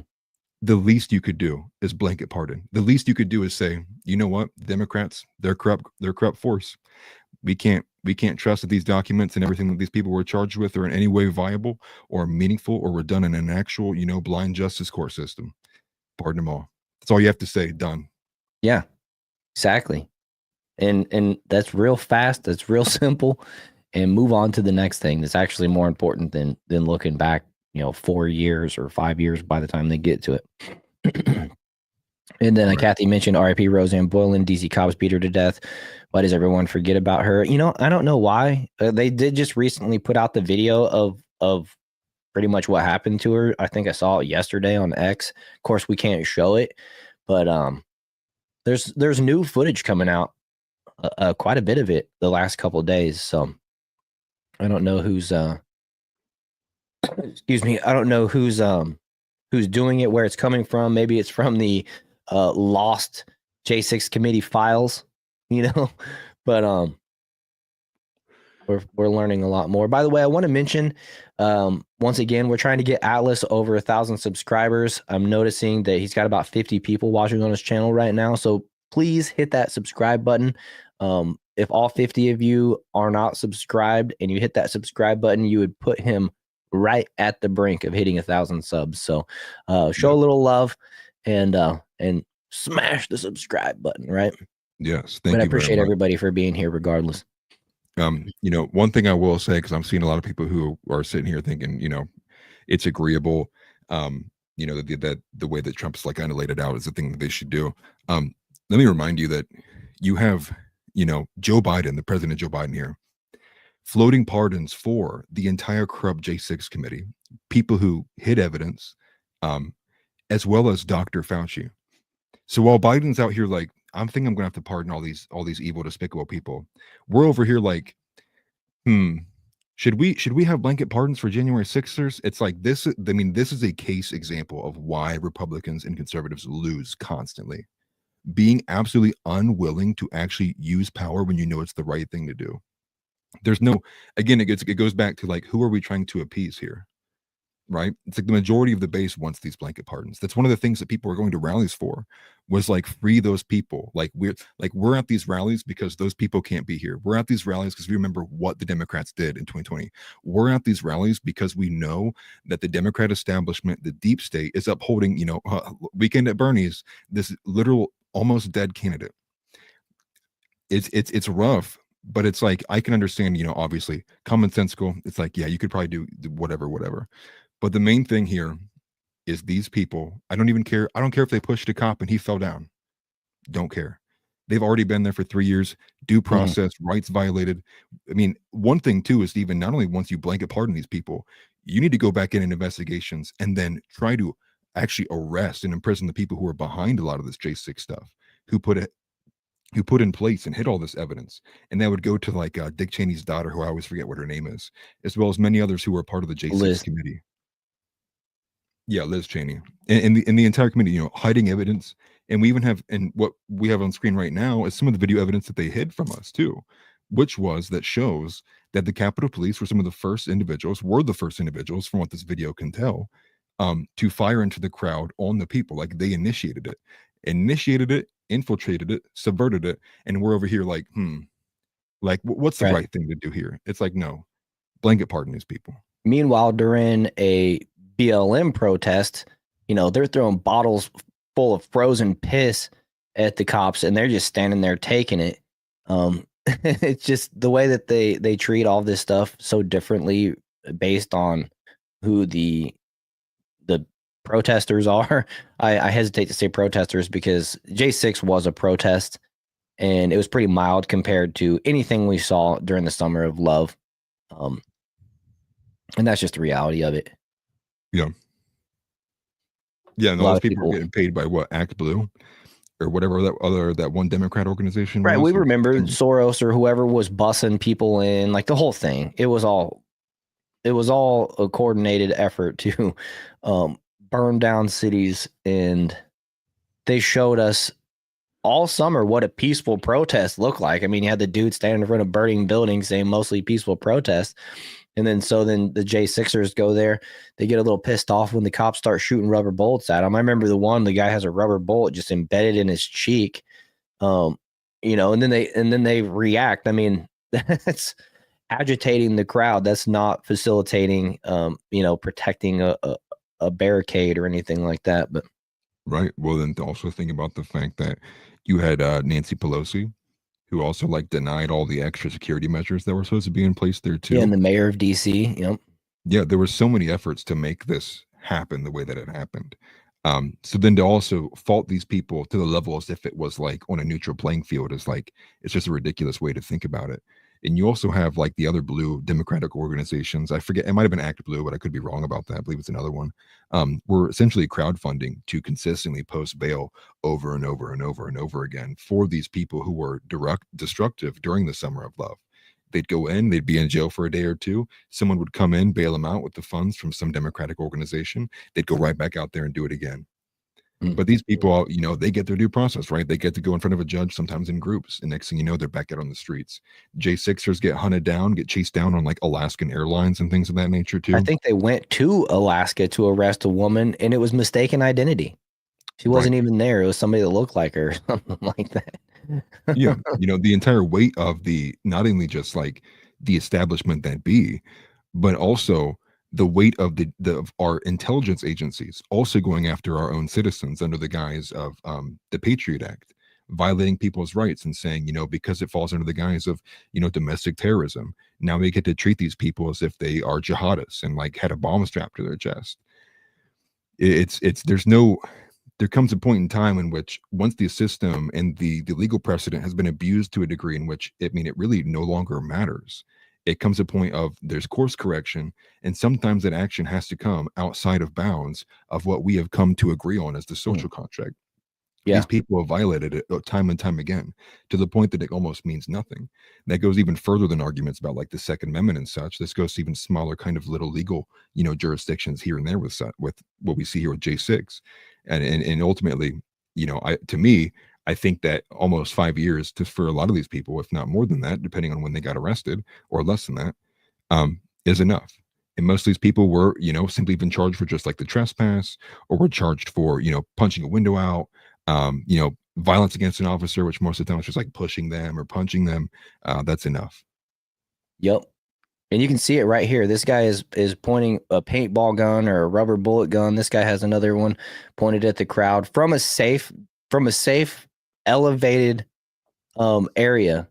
And if you look closely, you can actually see the video catches the projectile going. See if I can't pause it on one. Let me go back. You can see it. You can see he shoots a couple times. Boom. You see that? Yeah. It looks like there's two of them that got their sights aimed.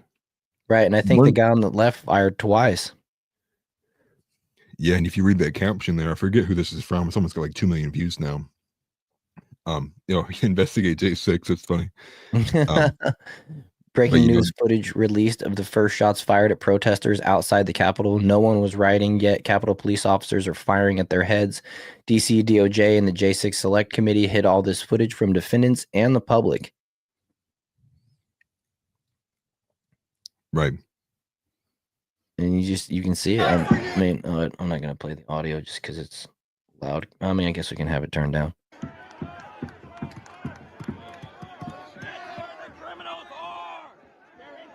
Look, everybody's holding up their phones. They're all holding their flags.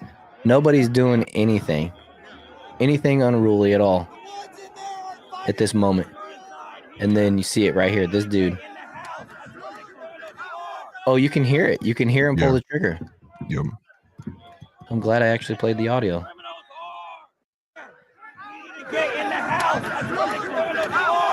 Yeah. Yeah.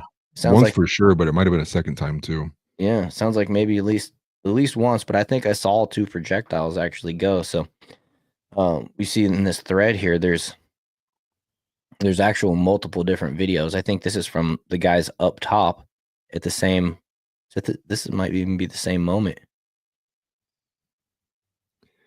It says the first 5 minutes of the protest here too. And the thing about that's important to note is the first 5 minutes of the protest happened while Trump was still speaking at the Ellipse. So anybody that was there to see Trump that day was literally a half-hour walk away from the Capitol.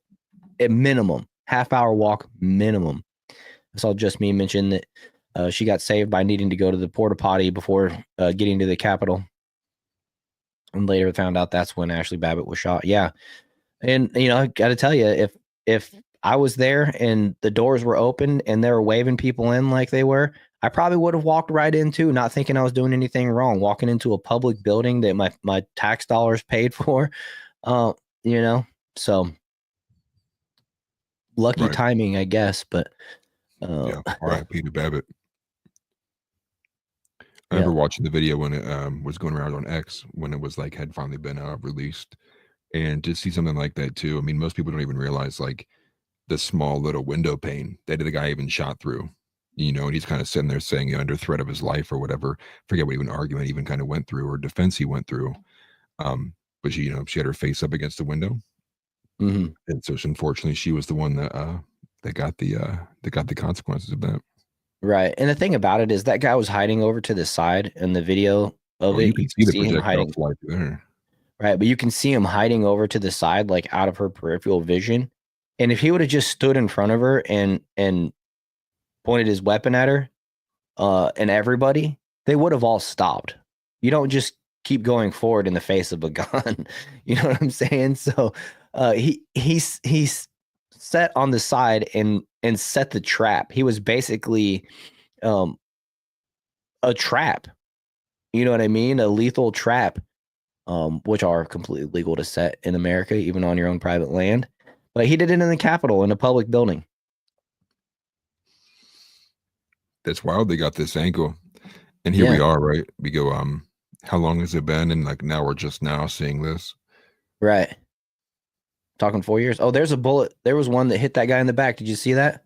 Yep. Hit the guy in the blue right in the back. I'm gonna rewind it. Watch this dude in the bright blue hoodie. As soon as he turns and faces away, one hits him right between the shoulder blades. But he's not doing anything. He's pointing.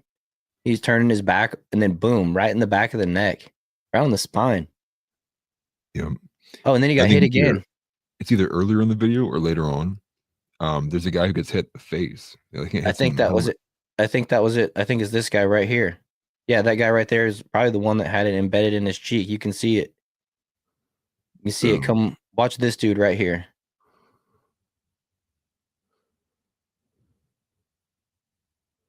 There it was. You can tell he got hit by something. And look, they're arresting people. This dude's not fighting.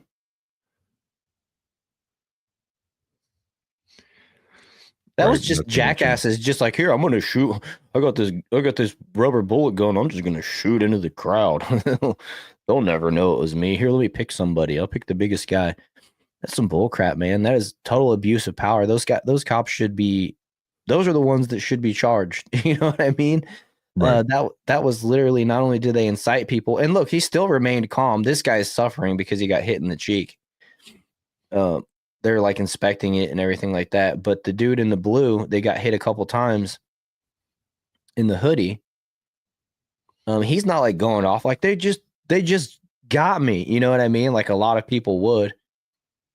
Looks like they literally just bought that too. And it says right here. Oh, they slowed down on that warning. Let's go back to that. What does that say? Use with something not intended for recreational use can cause injury or death. Do not shoot at face or head. Read user's manual, instructions required before use. So I'm guessing this person forgot to read the label on the side of his weapon because he shot that dude in the face. Shot the other guy in the back of the neck. I mean, they hit him in the spine. I mean, who knows? That could have done some damage. It's not a very well covered place of your body. TNT Cycle says, I would have been okay with them breaking out hoses like they did in the 60s, but I don't like these less than lethal guns. Yeah, I agree with you right there. Yeah, what was that? Kent State here in Ohio. I mean, would have made everybody cold, but yeah, it was a cold day. But that would just make people go home. You're soaking wet. You're freezing cold. That's all right. Time to call it a day. Right. I mean, but you said it too. Like what are they doing? What was that guy in the blue doing who was like talking to the cop face to face that warranted him getting shot in the back? Mm-hmm. Same thing. I mean, even worse, the guy who's like seemingly talking to his friend gets shot in the face. Oh, look, I love this. Here's the guy that was taking the video. You can see him. That's him, and that was him when he zoomed in on the weapon next to him. I think it's a female. The cop is shooting. Oh yeah, that is. You're right. I don't know. You never know what they identify as nowadays. What's funny is TNT has a comment here where it was like, he says it makes me sick saying people saying she was an actor, and I have somebody in my chat right now saying that Ashley Babbitt was a Fed. She's not dead. It was a live action stunt. Yeah, well, those same people think that Donald Trump put ketchup on his ear when an assassin tried to take his life and shot him in the head. Yeah, I mean, it's just laughable bullshit. Like seriously, if you really want to believe that, that's fine. But it just makes you look stupid when you say that. Like the amount of like, what's the right saying? Like, great claims require great evidence. And like the amount of assumptions I would have to make to sit there and go, like every single person they shot, every person who was fired was also feds. Like we know there was 26 feds in there, but the majority of all of them were meant to be in there too in sight. I think you go way too far when you sit there and say the person who was shot and killed in the Capitol building, it was a live action stunt, and the people who all saw it and witnessed it were just like, what? They got Will Smith. Like Will Smith walked up with this MIB gun. It was like. It's like, this is your reality now. Like, right. I don't know what to make of it. You know, that's what I was thinking too. House was like, is this the QAnon stuff? Like, right. Yeah, you can believe it if you want, man, but it's such a stretch to go that far. You know, I think you're on forums that are really kind of taking advantage of you. I've heard multiple people, like random people, I think even Tim Pool had somebody who was like 3 feet away from Ashley Babbitt when it happened, who went onto a show and gave like a firsthand account. I can't think of who that was now. I don't know if it was, excuse me. Oh my gosh. It was the guy who was at the Kenosha shooting as well. Richie McGinnis. I think Richie McGinnis I was trying to think of his name. Was it Richie or was it somebody else? It might have been somebody else. Richie McGinnis comes to mind because he was like at all these events in 1 year, so he became like a sensation during that time. It's like TNT said it was Richie. Okay, yeah, but there was another one too. I think maybe the Daily Wire had a guy too. He might have been like Indian descent or something like that. I feel like his name was. I think they might have had a dude that was right there as well, and they actually, I think they arrested him. Yeah, doesn't shock me at all. I mean. You say anything about, I was and then was there at 5 a.m. Boom, door gets blown open. Right. And then what's his name? The dude that CNN paid like 40 grand for his footage that he had to pay back. The Antifa, the BLM guy that was right there, and he's a Democrat, so we'll pay for his footage and we'll will not make him the villain of the story like everybody else that was there, even the reporters and journalists and stuff like that. It's such a scummy game. It makes me think of Nightcrawler. I don't know if you've seen that movie or not. I don't think I've seen the actual one. Yeah, Nightcrawler is you know, there's a couple of good movies out that kind of show like just how kind of depraved journalists are, being around this stuff, wanting to be the ones that record these kind of ridiculous incidents. But Mm. Nightcrawler's like that. Follows the story of a guy that's kind of psychotic. But he gets like a police scanner, and like what he does is he tries to like be the first person on the scene so he can end up selling the photos to the news agencies to air later that day. So it'll be like a murder happened at like this time, and he'll hear it and he'll fly to that location, and he'll try to get around all the people to take pictures of the body like while it's coming out, because like you know he's trying to like sell these photos to like the news companies who will pay big bucks for him. Oh, okay. And this one right here, this was DC Commander Glover orders his officials to begin throwing grenades deep into the J6 crowds with no warnings given. These are obviously less than lethal ammunitions. Yeah, yeah, for liability's sake. Right. But it was House just a says bunch of. Oh, you can see it. Appreciation. I think I might have said that wrong.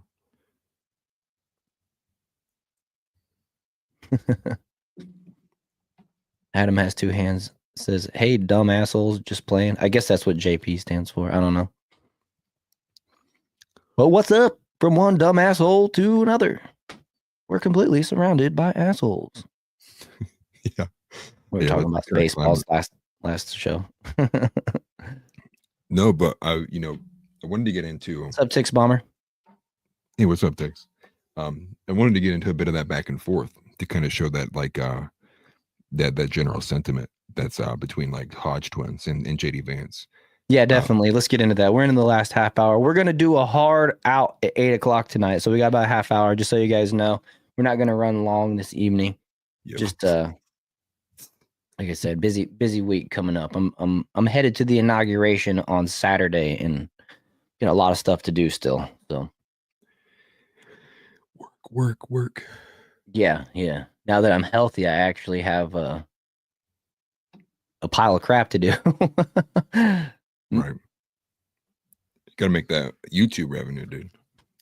Money ain't gonna make itself. Oh man, December was already bad enough. I'm dreading January, but it's going to be a big year. I'm going over 100,000 subscribers by the end of this year. I'm putting it out there publicly. I'm going over 100,000 subscribers, and it's going to be because of my hard work and persistence, and a little bit of favor from God, hopefully as well. But you wanted to get into the what was it? So it would be this next one here. It'll be right underneath the one from Investigate J6, which is JD Vance saying if you committed violence, obviously you shouldn't be pardoned. You see that on the outline. That's when I got highlighted. Oh, you have it highlighted. Okay. For some reason, my eyes skipped right over that one. I love how we can see each other's like work on the outline. That's cool. Yeah. So this is just the 30-second clip from JD on the Fox News show. I'm not sure what show it was. But this is the one that sparked everything, that caused the HodgeTwins to quote this and say what they said. So if you just want to play this 30-second segment here. Yeah. Let it rip right here. Hopefully the audio is loud enough. I'm going to start with it quiet just so it doesn't blow our ears out. President Trump says there's a process. Where is the line drawn on who will and wouldn't be considered for a pardon? I think it's very simple. Look, if you protested peacefully on January the 6th and you've had Merrick Garland's Department of Justice treat you like a gang member, you should be pardoned. If you committed violence on that day, obviously you shouldn't be pardoned. And there's a little bit of a gray area there, but we're very much committed to seeing the equal administration of law. And there are a lot of people, we think, in the wake of January the 6th who were prosecuted unfairly. We need to rectify that. You can. President Trump says there's a process. Like a lot of people, I mean, all of them. Like you mean literally everybody? like I was just thinking about that eyeliner. I was like, is he wearing makeup? Sorry, the comment came in. No, you're fine. I mean, it does kind of make me feel awkward too. I think he did like a Christmas video this past Christmas, like a couple weeks ago, where he had eyeliner on. It was so weird because it was like he's wearing a regular t-shirt and like jeans, but it was so obvious he had it on. It was like, does your wife make you do this? Are you in an 80s rock band? Like, what the hell is going on here? Yeah. He's gonna go home and blast some Twisted Sister. Yeah, but the next one is it's the HodgeTwins, and I quoted what a portion of it, and they said better rethink what you just said. But this is their full post here that he responded to later on. He says, this is the HodgeTwins. Video gets actually, let me make this bigger. Video gets released of cops shooting innocent J6 protesters, and JD Vance goes on Fox News and tells the world that only nonviolent protesters should get pardoned. Better rethink what you just said, JD. And this is what I saw, where I kind of like had to break it all down in my head for a day and try to figure out like what my stance was. And that's after seeing some of this, that's how and why I landed on full pardons for everybody and preemptive pardons for anybody in the future that is yet to be persecuted, prosecuted, sought out, all those things. Yeah, and so the very next one is it's his response. So I believe he's quoting the HodgeTwins here. Yeah, he does. He quote tweets the HodgeTwins. You can actually see this is the one that I reposted and hearted earlier.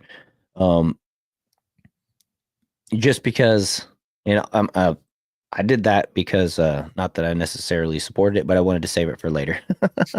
Betrayer. You traitor! You just said that you wanted full blanket pardons. No, but so JD Vance responded and say, first of all, I donated to the J6. I donated to the J6. He says to the, so that's throwing me off. It's hard to read when people don't know how to type sometimes. I donated to the J6 Political Prisoner Fund and got roasted for it during my Senate race. I've been defending these guys for years.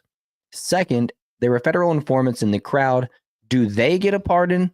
I don't think so. The president saying he'll look at each case and me saying the same is not some walk back. And then he finishes up and says, I assure you, we care about people unjustly locked up. Yes, that includes people provoked, and it includes people who got a garbage trial. Well, I mean, Ray Epps, why don't you mention Ray Epps with that? That's my first thing. It's like everybody knows Ray Epps incited. He said for 2 days, we're going into the Capitol on video. We saw it multiple times over a 2-day span. So are you talking about him? Why don't you just go ahead and name him? Like, you can scroll down here. And well, the first thing I want to say too is like, I'm supposed to believe that federal informants were also like pressed and charged. Like that's one where it's like I'm not an idiot. Right. Like they didn't go and arrest or like hunt down a federal informant and go throw him in jail. Like Ray Epps was like on and off a watch list. Like he was the most notable one because he was so loud and boisterous. Like all the other ones there, it's like no, like a high, like that meme of like doubt. Like no way, dude. No, like those federal informants were just like they just got off. They've probably been living their lives as was or as is, and they just continued going. I highly doubt that the J6 committee spent any amount of effort to put in federal informants into jail. Yeah, and even if he isn't I think he's maybe saying that they're still walking around. They weren't prosecuted, and they want to figure out who they are so that they can prosecute them and pull them aside from the crowd. And that's just too much work. And I'm just not for it. You know what I mean? This isn't what we elected you for. We elected for full pardons and then peace out. We're moving on to the next thing. HodgeTwins did respond to that and said feds obviously didn't get pardons. We all know that. But you going on Fox and saying only nonviolent people should get pardoned is bullshit, while innocent J6ers are still sitting in prison after the feds lied about them being violent. Those are the people we're talking about. And that's what they said. But I'm talking about everybody. Mm-hmm. Feds need to be locked up, but all J6ers must be freed. Their persecutions are a stain on our justice system. If you can figure it out real easy, but you can bet your bottom dollar that the deep state is going to protect those informants at all costs. So, how much time and effort and money do you really want to put into this? Well, I think a great point is if you scroll up to that map there, the blue one, I think that's a phenomenal point that's like kind of overlooked. That's obviously a map of the DC district there, District of Columbia. The main point here is obviously you're entitled to a jury in front of your peers. Oh, yeah. But if you're in a public trial case of, your peers in DC, Yeah, you're not. Yeah, the chance of you getting someone who is going to be even closely politically aligned with you as a MAGA patriot is no. Like especially after no. the framing and the narrative set over the last 4 years that it was an insurrection. And I Right. saw today people like Joy Reid over on, or not Joy Reid,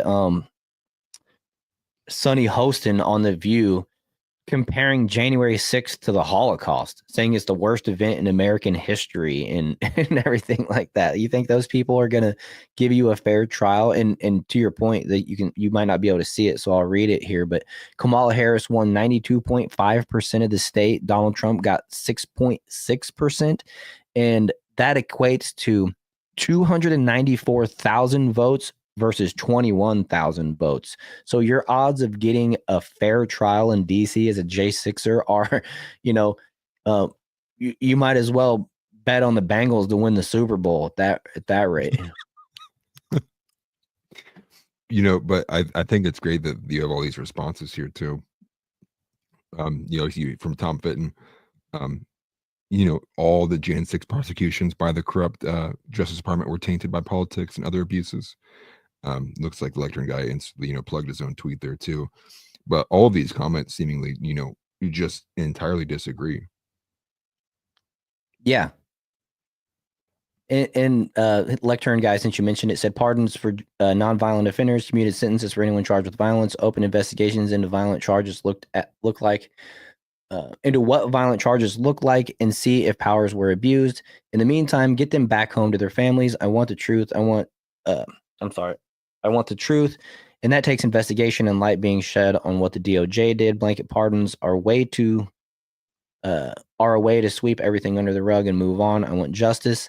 And a lot of people probably have that perspective too. They want justice. But unless they're going to start going after the Capitol Police, the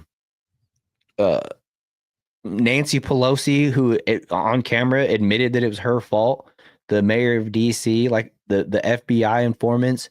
I want it from the top. I don't care about some BLM jackass that was there is a bad actor as much as I care about the true facilitators of and then JD E says, JD, no one got a fair trial. The entire thing was rigged. I was there and documented Ray Epps starting the riot. It was manufactured, and I also witnessed the police instigate the crowd to move forward by firing munitions, thus setting off the riot. They all need a pardon.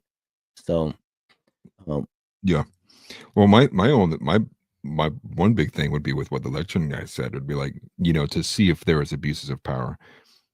I mean, is that what we really have to we have to discover this, with the abundance of evidence that we have right now with how they treated the non-violent protesters, that we would think we'd have to, do some extra, legwork to see if they did anything of abuse of power. I mean, I think it's obvious that the easiest assumption to make would be they would have obviously abused power for the violent ones too. But ultimately, my main point stands, and I agree with Tim Pool, which is they've already been violated of their rights, right? They've already been treated as domestic terrorists. They were already denied things like due process. You could argue that they did not get juries in front of their peers too, for the ones who did having their cases, many who have not yet. So they've already served time, and everybody knows the people who perished on this day were some of the supporters, right, with Ashley Babbitt. So if you're to say that someone needs to serve even more time than 5 years or 1,500 days, because they pushed a cop who instigated the riot in the first place, or was a part of the force that did instigate that riot in the first place, is I mean, what else do you want from these people? I feel like, to me, it's they've already suffered enough. And I do agree with the election guys, to get these people home. So maybe if it's not a blanket pardon, but commute the sentences in that form too. So I disagree on the slight technical issue there too. But ultimately, it's these people need to go home. They need out of here. I think it was obvious. Everybody who's paid attention. A large portion of this, if not all of it, was entirely a political targeted thing meant to use these people, and you can even frame them as useful idiots. But they became what then the political ecosystem was bludgeoned with as a way, and this is why the right wing is bad, and they use that as leverage to be and this is why we can't do right wing ideas, because look at these people, they're unhinged, they're violent, as a way to kind of hide the fact of how violent the Antifa and BLM and every other one of those kind of leftist progressive black bloc groups have been for years now, much longer than the one singular incident where people felt like their system failed them and tyranny was going to take over by the fact that a duly voted for election was fraudulent and the result was taken from them. And Right. it's just, and all the folks really wanted, what they were demanding was, look at the evidence before you certify the election. That was what it was all about. Look at what happened before you certify. Give us an hour, give us 2 hours, and at least appease us with that. Instead, we didn't get that. They adjourned for an hour or two. They came back, and then they all just boom. Let's get this through and go home. It was anybody with an intelligent, free-thinking brain can figure out how they made that so easy for them to just get out of it without looking at it, without being able to present any evidence or anything like that. So it's a bad day, but I like what you said there. Or maybe I read it. Sorry if I'm misquoting you, but it's like the last thing that you saw of all like the riots from that year. The year and a half that went on. And so that's the one that leaves the most lasting impression in your memory to a lot of people, especially when you have like the Democratic Party and their apparatus in the mainstream media, all, perpetuating the lie and setting and framing it as an insurrection. Right. That's why we got, once again, people like Sonny Hostin out there comparing it to the Holocaust, which is completely just off base and insane. But you're right. Matt Wallace, in his response, he said, you are seriously telling me FBI informants are serving prison time? Sure, with a laughing emoji. Pardon them all, it must be done. And after giving it a lot of thought, I'm pretty much right there with him. If they can, and look, I'm all ears. If they want to, if they have if they want to present a method, they want to create a new J6 committee with people that we trust to investigate the other J6 committee and hold everybody accountable, then maybe. But I don't want Trump spending all day on this. I don't want JD Vance spending all day on this. It's one of those things that's very easily resolved, and the left is going to hate you regardless of what you do anyways. And that even goes back to like if Trump tries to cancel the HB1 or H1B visas, they're going to call him a racist. It's just like what they did whenever he canceled the flights from the, mostly Muslim countries during COVID or whatever, during the lockdowns. He's going to be a racist no matter what. So just do what's best for the Americans in the process. So just be racist. Well, according to them, to their standard, you might as well be. They already think you are. So just don't let. No, really, what it comes down to is don't let the insults get to you. Don't let the political pressure and the bully tactics get to you, and just do what's best for the country. Do what's best for Americans. Right, and I think to even to add a cherry on top on this, I attached a video that got out from a person who's actually in being held for J6 as well. That's the next one. I believe his name is Jake Lang. It's one I have highlighted on the outline. Yep, I got it. And we'll listen to him. It's like a 2-minute video from him.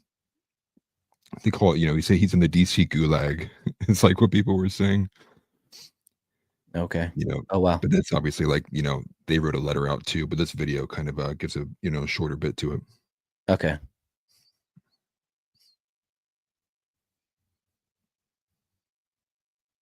Oops, I didn't hit the play button. Hello, America. My name is Jake Lang. I am a Jan 6 political hostage held here in the DC Gulag for 1,450 days. And I have a message for Mr. Vice President JD Vance.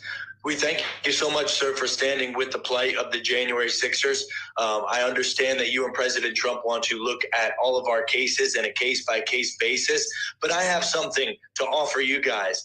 Name one Jan 6er that was offered a fair trial in Washington, D.C., or that was not selectively prosecuted by the corrupt federal prosecutor's office, the George Soros prosecutors that let the Antifa and Black Lives Matter and Hamas rioters go free while they hunted us down and used the DOJ to destroy our lives. So if you're going to start nitpicking between which Jan 6ers can stay and which ones can go home on day one, January 20th, in 8 days, then we're going to need answers into which one of us had a fair due process of law. Because as of right now, all of us have been railroaded in a two-tiered justice system of persecution, a witch hunt. And I think the American people know that. And that's why they're calling out for every single Jan 6er to be pardoned on day one, except for the federal informants and those people, the CHSs and the people that helped instigate through federal operations, January 6th, of course. But I don't believe any of them are in jail. All of them are home. The Ray Epses and the people of that nature, they're in Waikiki right now hanging out. None of them have been subjected to 900 days of solitary confinement like ourselves. So I pray God is with you and continues to move your heart to do the right thing and bring us all home to our families in 8 days. May God bless you, sir, and God bless America. Right. And he made a good point. He made me realize you can write it in the pardons. We pardon everybody besides the informants. And then if you're busted, like, you know what I mean? It's like, then it's just right there, plain and simple. If you get caught as an informant, if Kash Patel finds you, you're not pardoned, essentially. If you're a part of the system that was supposed to be protecting the innocent people, the peaceful protesters, and then you're not pardoned. It's just in the writing, put in the fine print. House Leotardo makes probably the best point. It's the best argument that can be said here. The largest armed populist showed up without any guns and walked through the velvet ropes. Yeah, real violent. And it was truly an insurrection because those people thought filling a government building for a couple hours would allow them to take over the government, the United States government. Like all of a sudden the QAnon shaman is going to start, ordering the troops around the country in other countries and become like, name himself general, right? It's just such a far-fetched crock of shit. The way that they want to project this onto the people, the story that they spin is it's just so dumb. Oh, and you're muted. They're scrambling for the big white button in the White House. Right. The big red button. I mean, like it's right. It's such a joke. And I do see. So I put a poll in there, and I encourage people to go vote on it. Whether case by case or blanket pardons. I'll look at it here in a second, see what the final results are. But I do. Adam has two ends. Going case by case. I think this is the main argument for some people. He says case by case because they're legit were guys who damaged property. Their sentence shouldn't be so severe, though. And I guess my main argument is just reiterate it for a few times. Would be the fact that I feel like they've already served time. It's like this guy was saying, 1,450 days. So to me, it's like right. Say someone should serve more than like 5 years for like breaking a window in a Capitol building is like, I think that's kind of aggressive. Right. Or even like pushing a cop or struggling with, having a little ruckus with a cop. Like 5 years is probably long enough. You know what I mean? Right. Yeah. Even if it was like pushing or you punched a cop in the mouth and like, I think like that to me, it's like 5 years is enough, especially when you look at like the fact that when you see, how much was that was solitary confinement, how long of that was put in like a holding cell without any actual due process. And you look at the overall kind of circumstances, it's like 5 years of like an even harsher 5 years than like what an amount of people have already like would go through normally. Like with say if I was just to get like arrested because I didn't show up for a speeding ticket or something, like that's gonna end up being like what, maybe a couple months, a year or something like that. So to me, it's like I think just by the process, they've served their time. Like the process was part of the punishment here. And I think ultimately that's my argument too for why the violent defenders should also be pardoned. Right. Not to mention they're getting solitary confinement. That can drive a person like literally insane. If they're not just being thrown in general population, like there's rumors of, being mistreated, being starved, being made, not giving blankets in the cold, just simply being by yourself 23 hours a day, I think is what solitary confinement is, for 900 days, like he mentioned in the video. That is borderline torturous, right? I'm sure there's dudes in Guantanamo Bay that are legit threats to our country that were treated better than that. So, right. Well, and then they're also allowed to because they were able to use the the Patriot Act, right? Since this will right. fall under politically motivated violence under the guise of, forget what specific sections there is, but obviously the Patriot Act, and arguing that these people all did this in an insurrection in a way to terrorize the state, or rather terrorize the government, so domestic terrorism. And I think what were they saying that for a long time, like, this is scotastic domestic terrorism, which was like literally anything that could lead to terrorism is terrorism too. So they were trying to like stretch definitions on this as well.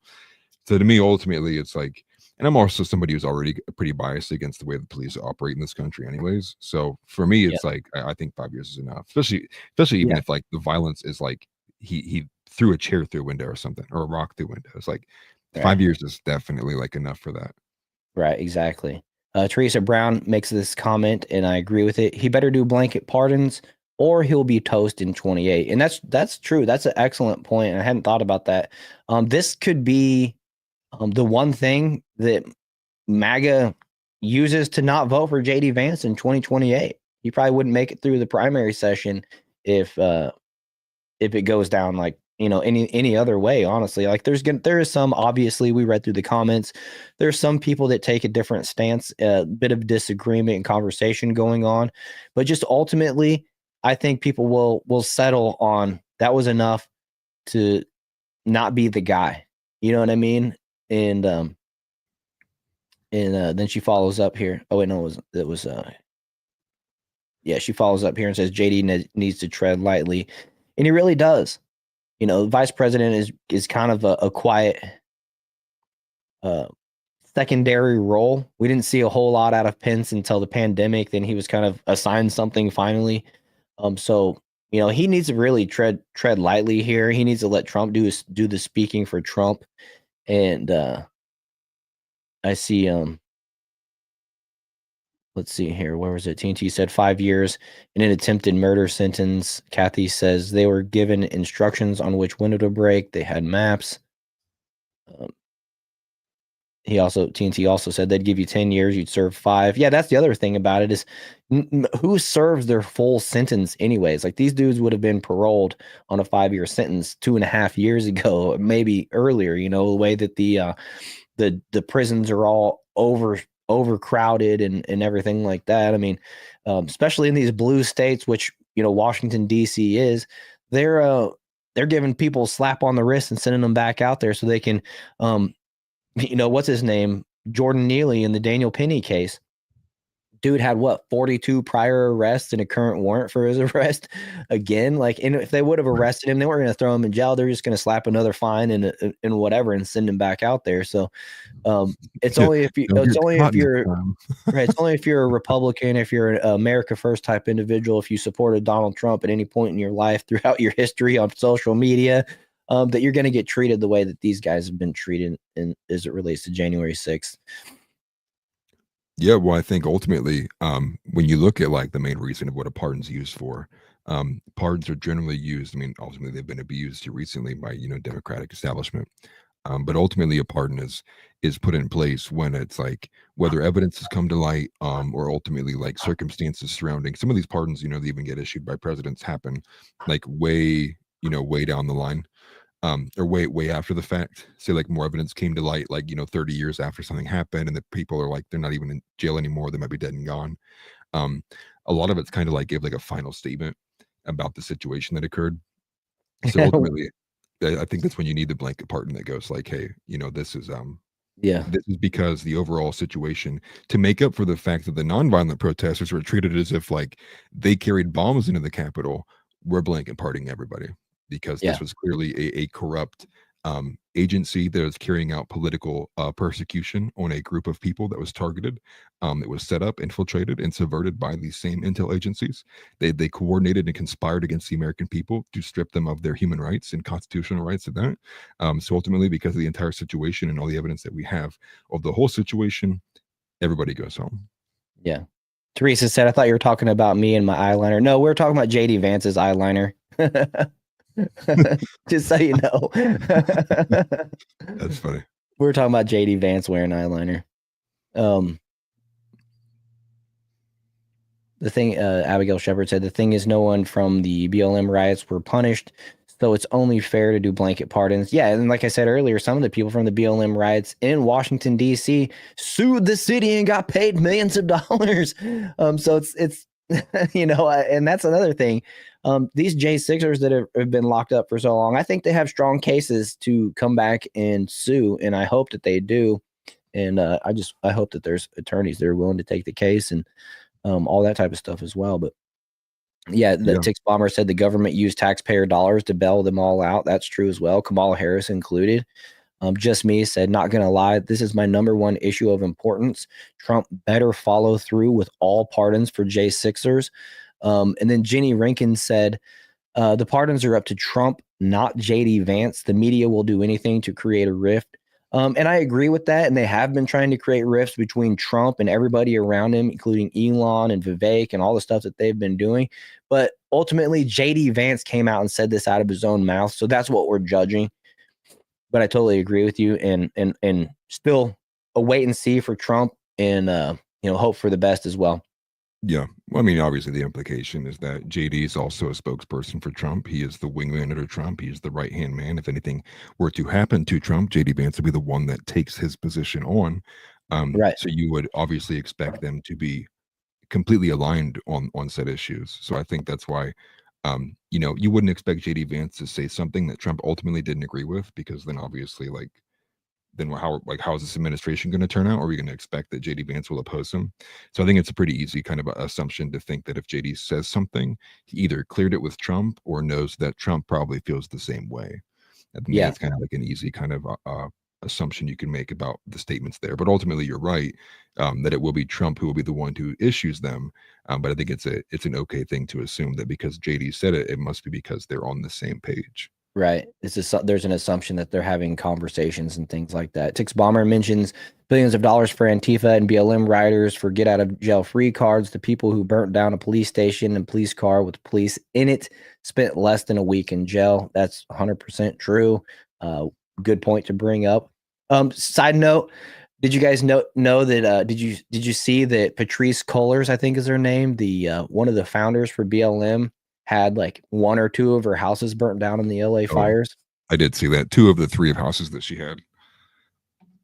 So anyway, yeah, I'm not saying yay or anything like that. Thankfully, nobody was hurt, of course, you got to say, but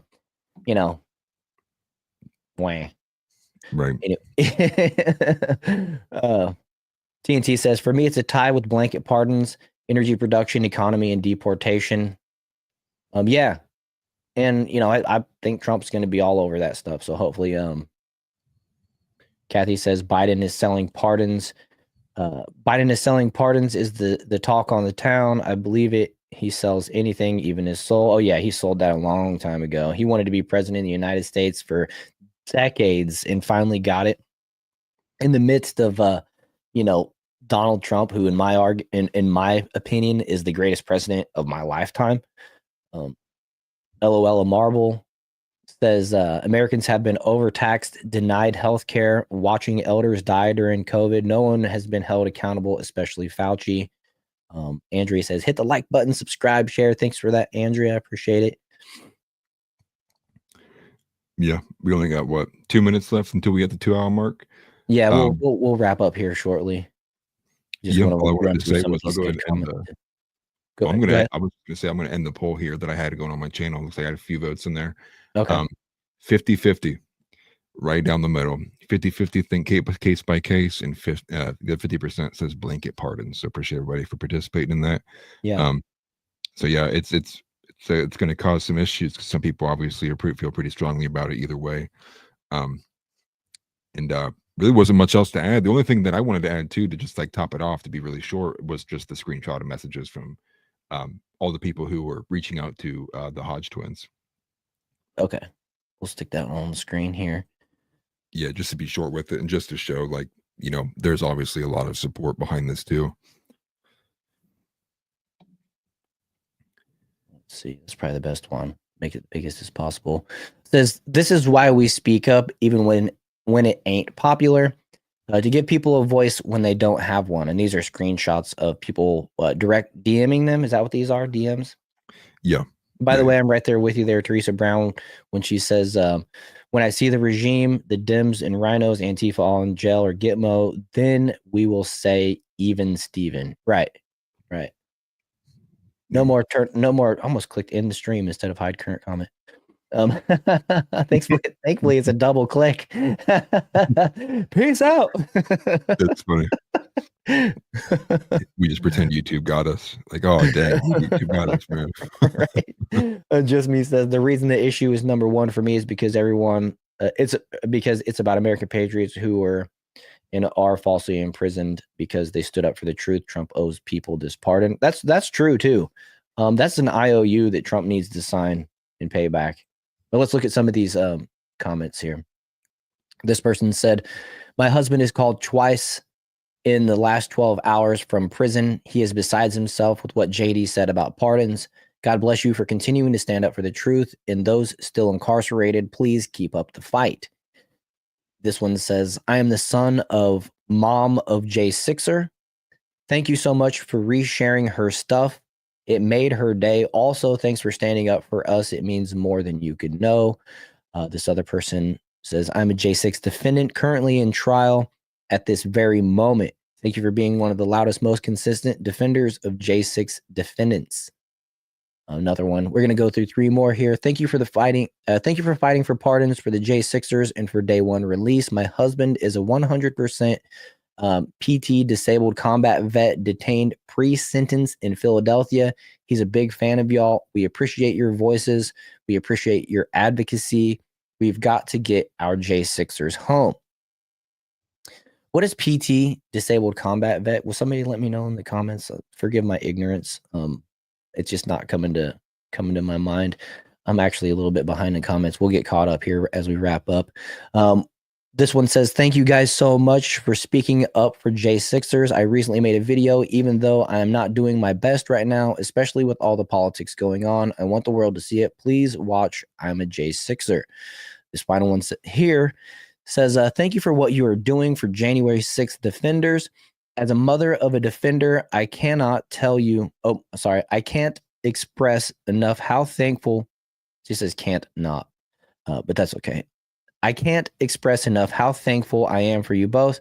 God bless you. Free my son, Jonathan Joseph Copeland, and all J6 defendants. So yeah, that's definitely worth showing. That one has 179,000 views. Going through Eagleman, says keep up the good fight. LFG. Philip Anderson says, please keep fighting for all of us J6ers. You guys are heroes and real patriots. I just want J6 nightmare to end. And Native Patriot puts praying hands up. He's a friend of the show. He's been on here before. Hopefully he'll be on again someday, but he's super busy right now building what he's building. And he actually got sick too. So let's see here. TNT says 50-50. Wow, I'm shocked. Six Bomber says, we all seem to be in general consensus that the people who should be punished have done their time. Oh, what's up, JB? Didn't see you there. Good to see you, buddy. Sorry, I missed. He played Lord of the Rings, the third one in the trilogy over in Chris's Discord today. I've been watching them every day at noon, but today I just couldn't do it. So obviously I'm still thinking about it because I watched the first two and now I want to watch that last one. Teresa Brown says, I'm really not sure why you would even think case by case. Bobcat says, I say case by case because I think we can get more information with more investigation. I mean, that's a good point. I'm willing to hear good points. That's a good one. I'm still on the side of just blanket blanket pardons, preemptive pardons for anyone in the future too. I think that's an important caveat, because as soon as the Democrats take the House, which is inevitable in the future, they will pursue, because they can't let the J6 narrative die. It makes them all look so bad if it goes away. So they're going to hold on to that about as much as they would like to see Trump go away before he's inaugurated. Yep. Kathy says Trump needs a pardon. He owes Rudy Giuliani as well. That's what TNT says. Tix Bomber says case by case thinking seems more like the people saying that want to get to the bottom of J6 instead of sweeping it away into history. At least that's what I gathered. And that's the best point, in my opinion. That's the best point as far as why you would go through case by case. More information, just like what Bobcat said, more information gathered from an investigation. That doesn't mean, though, like a blanket pardon doesn't mean it just like goes away completely, but it does mean the people in prison can go home. And that's a big factor as well. We can still get information in the future because of a pardon. As a matter of fact, once people are pardoned, then they can't claim their Fifth Amendment right. So you might want to go ahead and pardon even the informants and everybody as well, because then if Congress wants to drag them into a hearing, they can't plead the Fifth and they have to answer. So it's kind of like what's going on with Hunter Biden as well. Things to think about, right? We might get more information from a pardon if they want to pursue it afterwards, because they can't self-incriminate, so then they don't have that Fifth Amendment right to remaining silent or whatever. I don't know. Lots of layers to it. Yeah. Well, I would imagine this conversation as it started just today, imagine it evolving over the week as it leads up to the inauguration, with people expecting like the day one pardons. So I would imagine we'll probably have more information. Who knows? Maybe we get even more video footage that's been hidden from us that will even give more clarification of what happened. But I'm sure we'll have more to talk about it during this week. We'll see probably some more heavyweights weigh in on what their thoughts are too, and we'll kind of bounce the ideas from there. Yeah, for sure. TNT mentions, and you can see the link here in our Discord. So that's a reason why you guys should consider joining the Discord, which the link is in the description of both of our videos. He says, don't go outside if that crazy fog is around. Don't know if it's true, but I saw it has parasitic bacteria in it. And for those of you that don't know, I've been fighting some weird sickness. Look, I'm a recluse. I hardly ever leave the house, so I don't know how I got sick in the first place, but we did have heavy fog for multiple days. So Discord is a place where we share some of the information that we might not share here. And we have a lot of conversations. We helped each other. We had a bunch of people with sink issues like a couple weeks ago. So we're all in chat helping each other fix our sinks and stuff like that. It's just a fun little side place to have our community. And I'd love to see you guys click the link and join us there. And then let's see here. What else do we have? Fear the dew. Tix Bomber, fear the dew. That's for sure, man. Fear the dew. I'm scared of it. I don't want it again, especially as I'm trying to heal up so I can get to DC and be there for all of it, right? I'm looking forward to seeing the Trump rally on the 19th, and we actually have seats at the inauguration. We got tickets into it, so that's going to be a long day. They're saying show up at like 3 a.m. to get through all the security checks and stuff like that. So it's going to be a long, cold day. It's been in the teens in DC at night. I'm a Florida dude. Been in Florida for like 10 years now, so I'm not going to be liking that. But I bought a whole big box of hot hands with like feet warmers and hand warmers. So I'm gonna have my pockets crammed with all that type of stuff. But I think with that, let's see here. Teresa said, glad I found this. I'll take care. Free J6ers. Yeah, thanks, Teresa. And I want to remind you guys that we do stream to our own channels. So if you're watching on Atlas's channel, consider clicking my channel, the America First TV, and coming over and subscribing, hitting the like button, all that stuff. Same thing. Likewise, if you're watching on America First TV, make sure you go and stop in at Atlas's channel. That's actually more important to me and us right now because we're trying to get Atlas over 1,000 subscribers. That's a huge milestone for the YouTube monetization, aspect of things. And so it takes your guys' support to help us get there. And make sure you smash the like button. Tix Bomber says Tyler's going to be sweating so hard that they're going to think he's having a withdrawal. Right. I'll just throw the things away if I get too hot, but I'm wearing my I'm with her t-shirt. I don't have any winter boots anymore. I left all my heavy winter stuff in Kansas City. So I'm going to be wearing my cowboy boots, and they do okay around deer camp and stuff, but hopefully they don't freeze at the inauguration. But with that, make sure you guys, like I said, join the Discord. Do you got anything else you wanted to add real quick? No, the only thing I would add would be I posted in the Discord as well. We're going to organize, I don't know how often we'll do it, but doing a spaces on X, get a chance for everybody to kind of come up and speak, whether I'm the host or World's the host or somebody will have host. And we'll start doing some more like hot topic cultural stuff. I posted a lot of information about it in the Discord. I won't go over everything here, but definitely, join the Discord if you haven't already. Obviously following us too helps very much, and we appreciate everybody for being here. And yeah, you can find me at Atlas Thugged on my channel if you're not there already, and then you can find Whirl at America First TV as well. And thanks everybody for being here. And it was a good show. Right on. Well, appreciate everything. Y'all have a good couple days. We'll see you again on Wednesday. And finally, Christ is King. So Christ is King.